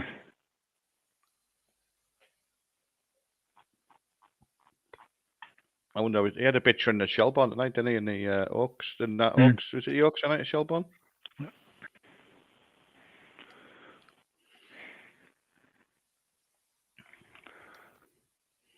Right, we have the lucky last. We're in profit for tonight, whatever happens. Oi, oi, PL. Well done. Very good. What price was he earlier then? What the best price was he? PL? Leon? I got 17 to 10. So he was, I think we backed him at bigger, didn't we, Tom? We did, yeah. We bet him 2 to 1. I just thought it was a good thing. I really thought it was a good thing. But he did have the draw to look like he was going to lead, didn't he? You know, so and that's half the battle. That's what I mean about kind of makeups and like Tom said, yeah. But what about the trial time? And that this is what I mean about watching form in Ireland. And to be fair, Tom, it's a bit like saying if the Deadly Dog. Not him. The two dog that one. The two dog that one, yeah. Yeah. Deadly Showtime. Yeah. If Deadly Showtime had a trial done the 29.60, you'd said, no, he ain't a good thing. Because he's drawn on the outside of Romeo and Tilt that's got a 29.47. Yeah, I know. No, you're right. Yeah. And I would have ignored the 28. So I'm actually going, I know that this dog is on his club. When you watch, see, in any walk of life when you're punting, if you do a dog for dog, and Paul will probably say, when you're looking to have a punt, if you can take a dog to a schooling track and have a dog for dog, you know what you've got. So times can like we've been discussing with Lataros when they go smash on it. Basically, that was a solo. But we had this discussion yesterday with David where we said if you put Lataro in 1 and you put Banana Red in 4, say Banana Red will lead Lataro. There's no dangers; he'll lead him. And that's what I'm saying. That's what you're looking. You're looking at class. You're looking at dog for dogs. And when I watched Liam's dog in Ireland, he was breaking moderately and rushing up with good class dogs. And that's what I mean about when we're going deep in the derby. And this is what we have said that we've had three good, good sighters now with the early rounds of the derby. And you're always looking at class and who's good. And it's all right beating up, A1 dogs. You need to do it in top class company. And it's all about the draws. And this is what we keep talking about is, seedings and draws and stuff like that. But he had a great makeup. And because I've seen his videos and I've studied his videos in Ireland, I know this dog's got speed. So all he's got to do is start. And the makeup of the race suggests that he'll lead. And if he leads, you need a stick of dynamite to get him off the front. So that's why he was a nap for me. The thing is with them Irish dogs is they're not frightened to lose a race. So they run against each other, and it's the top dogs running against the top dogs. That you win a race at Shelbourne on a Saturday night, doesn't matter what the time is, you've got a decent dog normally. And them dogs check each other on, and they're battle hardened as well.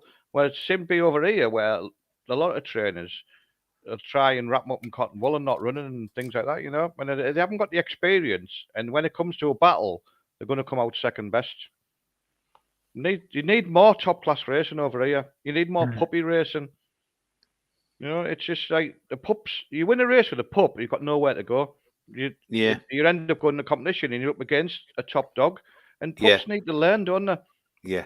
You know, people, they're green as grass, and you see them running, and they do things wrong, but there should be more puppy racing. There should be. I mean, even like you say, some of them maiden competitions, they win a maiden, but you're running against graded dogs, aren't you? And it's a big step up to go to the next level. Them Irish dogs are not frightened to take each other on, and the Shelbourne on a Saturday night, look at them cards. Yeah, it's just unbelievable. The dogs that run against each other. Yeah, but to learn from it, and as you've seen over the first 3 rounds, you look at a dog and you go like, oh, he's only done that a Shelbourne or whatever, and they come round pinged out, and you don't see which way they go. Yeah. Susie Sapphire has just been turned over in the Oaks heat. She's finished 5th. All right. No. She was in trap 4. She was in trap 4, wasn't she? Yep. And then, like you said, PL, time's fine doing a fast time when you get a flashy break, but if Lataro gets trap 1 and he's got Sing Along Sally in trap 2 outside it or something, and then he's got another fast starter in trap 3, Lataro's drawn all wrong. You wouldn't want to back it with borrowed. You wouldn't want to back it with borrowed money, would you? No. Exactly. You're just looking for dogs with clear runs, aren't you? That's the thing. Yeah, I was saying last night, would they now think of Reese, when the amount of railers that have got through, would you start thinking, can I reseed me dog and go middle? I would do. No danger, I would do. Yeah. I did listen to Cheryl after the race, and Julie was interviewing her at the drop, and she said, he was at Perry Bar and he kept getting 5 and he doesn't want 5. But everything's relative, and what I'm saying is listen, I think Patrick will be good enough to go, hang on, you know. He might say, I take my chance, and I hope I get 3. But I will tell you now, if that dog gets red, that could be him finished out of the derby. No, I've said that all along, without a doubt. And he's not the only one, by the way. But he's good enough to get to the final as well. He's quick. You know, the times don't lie. He's quick enough. No. And they think the world of him. They think the world of him. And Patrick has always said to me, this is one fast animal, but he's never consistent enough. And Cheryl said at the interview, we just put him in at Perry Bar to give him the experience. And again, the thing with Patrick's really, really good at stepping back and thinking outside the box. Now, how can I do this? And not just for all of his kennel, for each individual greyhound. That's how good he is. And he is very, very good. Because I said to him about my bitch, the bitch that's here.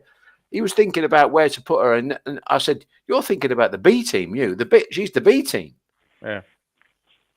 But like I've just been saying, them Irish trainers aren't frightened to do that. But the same be over here where some trainers don't want to. It's like horse racing, isn't it? Where you think they don't want to run the horse against another horse or whatever because they're frightened in case of losing. You understand it in a certain way when its stud values are thingy. But then you get horses that they're never going to go, like over the jumps. They're not going to go to stud, are they? But they're still frightened to take each other on because it's all about Cheltenham or whatever. And you just think, and then the wins about prize money. Right, you are right. But thoughts on this race? As they go behind. I thought this was the hardest race of the night, mate. Yeah. I haven't had a bet, and I wouldn't have a bet now.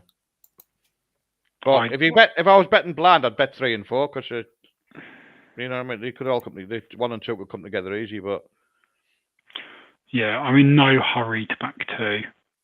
I think it's got to be early, but I think it can be turned over as easy as it could win. The thing is, if he doesn't start, he's got red up his shirt, because Stefan's Rocket's got early, So he's going to need to do it right. I think, I'll make him slight favourite in front of red, but no good thing by any means. Not at them prices. Here we go.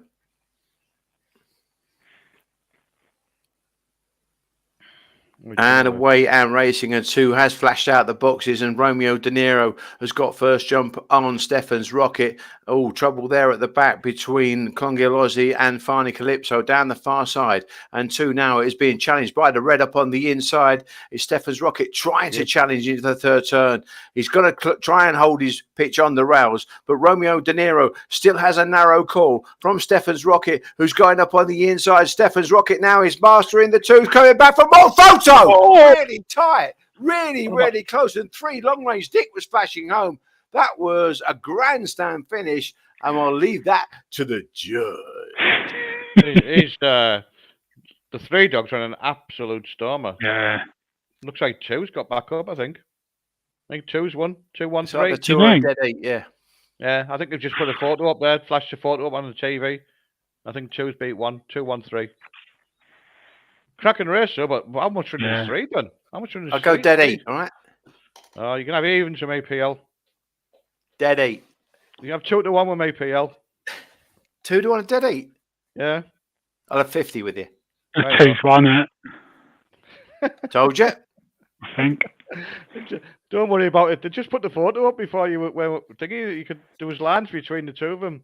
I just rewound it to look at the lines. Have you?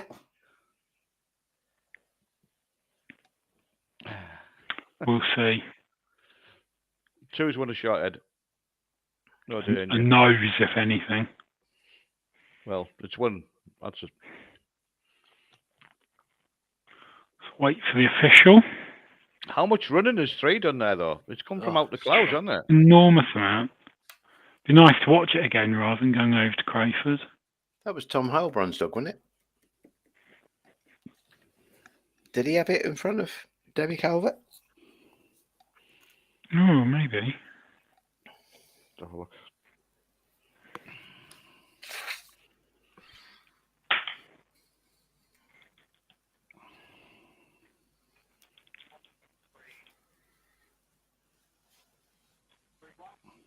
I think 2 3 1. 2 3 1. So, so one wasn't even. Oh, Jesus Christ! No, that's the 904.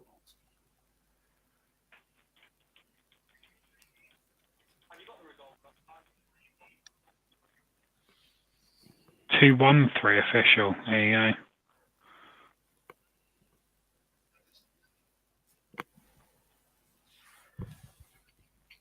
Yep, 2 1 3. All right. Thank you, Sean. Giraffe's neck, PL. Giraffe's neck.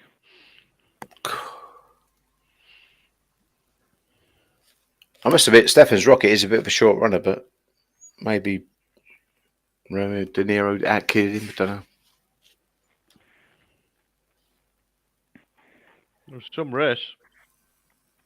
Good battle yet. I'm saying you said that out the first bend, if you stopped the race and said, what was you on your money? I know it's ended up winning, but you'd have thought you were going to win further than that, wouldn't you? Yeah.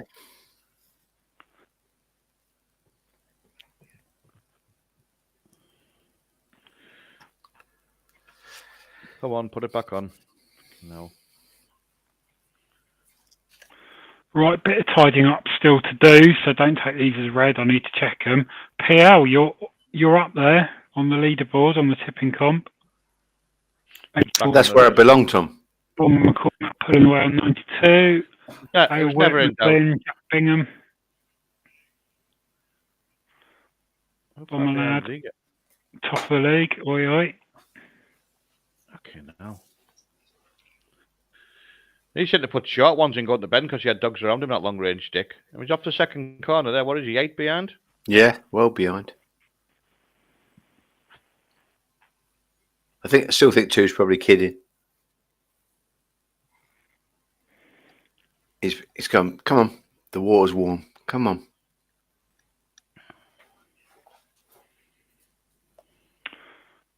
On McCormack. Yep, you're on next Friday. Looking forward to it.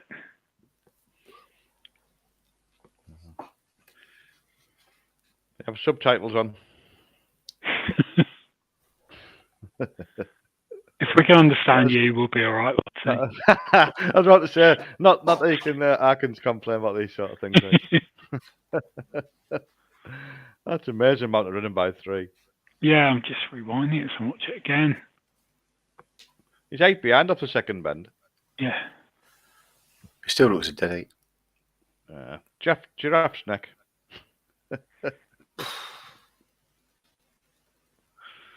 The Colonel called it right. The Colonel called it all right. Don't you worry about that. Stop. 465. It's literally just on the nod. The three. I think, like you say, I think the 3 put. I don't know if he's got dogs around him, but he put short ones in. I think going to the corner when he's not on the rail. But there's no bumping or anything, is there? Got that stage, but you don't know what happens. Obviously, just after. Went ahead. It's not a head. Head. His nose is touching. He's got a black nose. See Look. the freeze head. Jesus Christ. As close as they come. Anyway. Well, that's our 3rd consecutive night in profit. Woohoo! Well done. Well done. Thank you. Thank you for your assistance, Watty. Thanks for joining us. If you ever need a crayford loser, I'm the man to get in touch with. I'm sure we'll be seeing you again before the derby is done. We did a cods at Greyhound and got it at Toasty. Yeah. Nice one. Lovely stuff. Thank you, chaps. It's been a pleasure. Brilliant. And we'll be back next Friday. Ta-da. Cheers.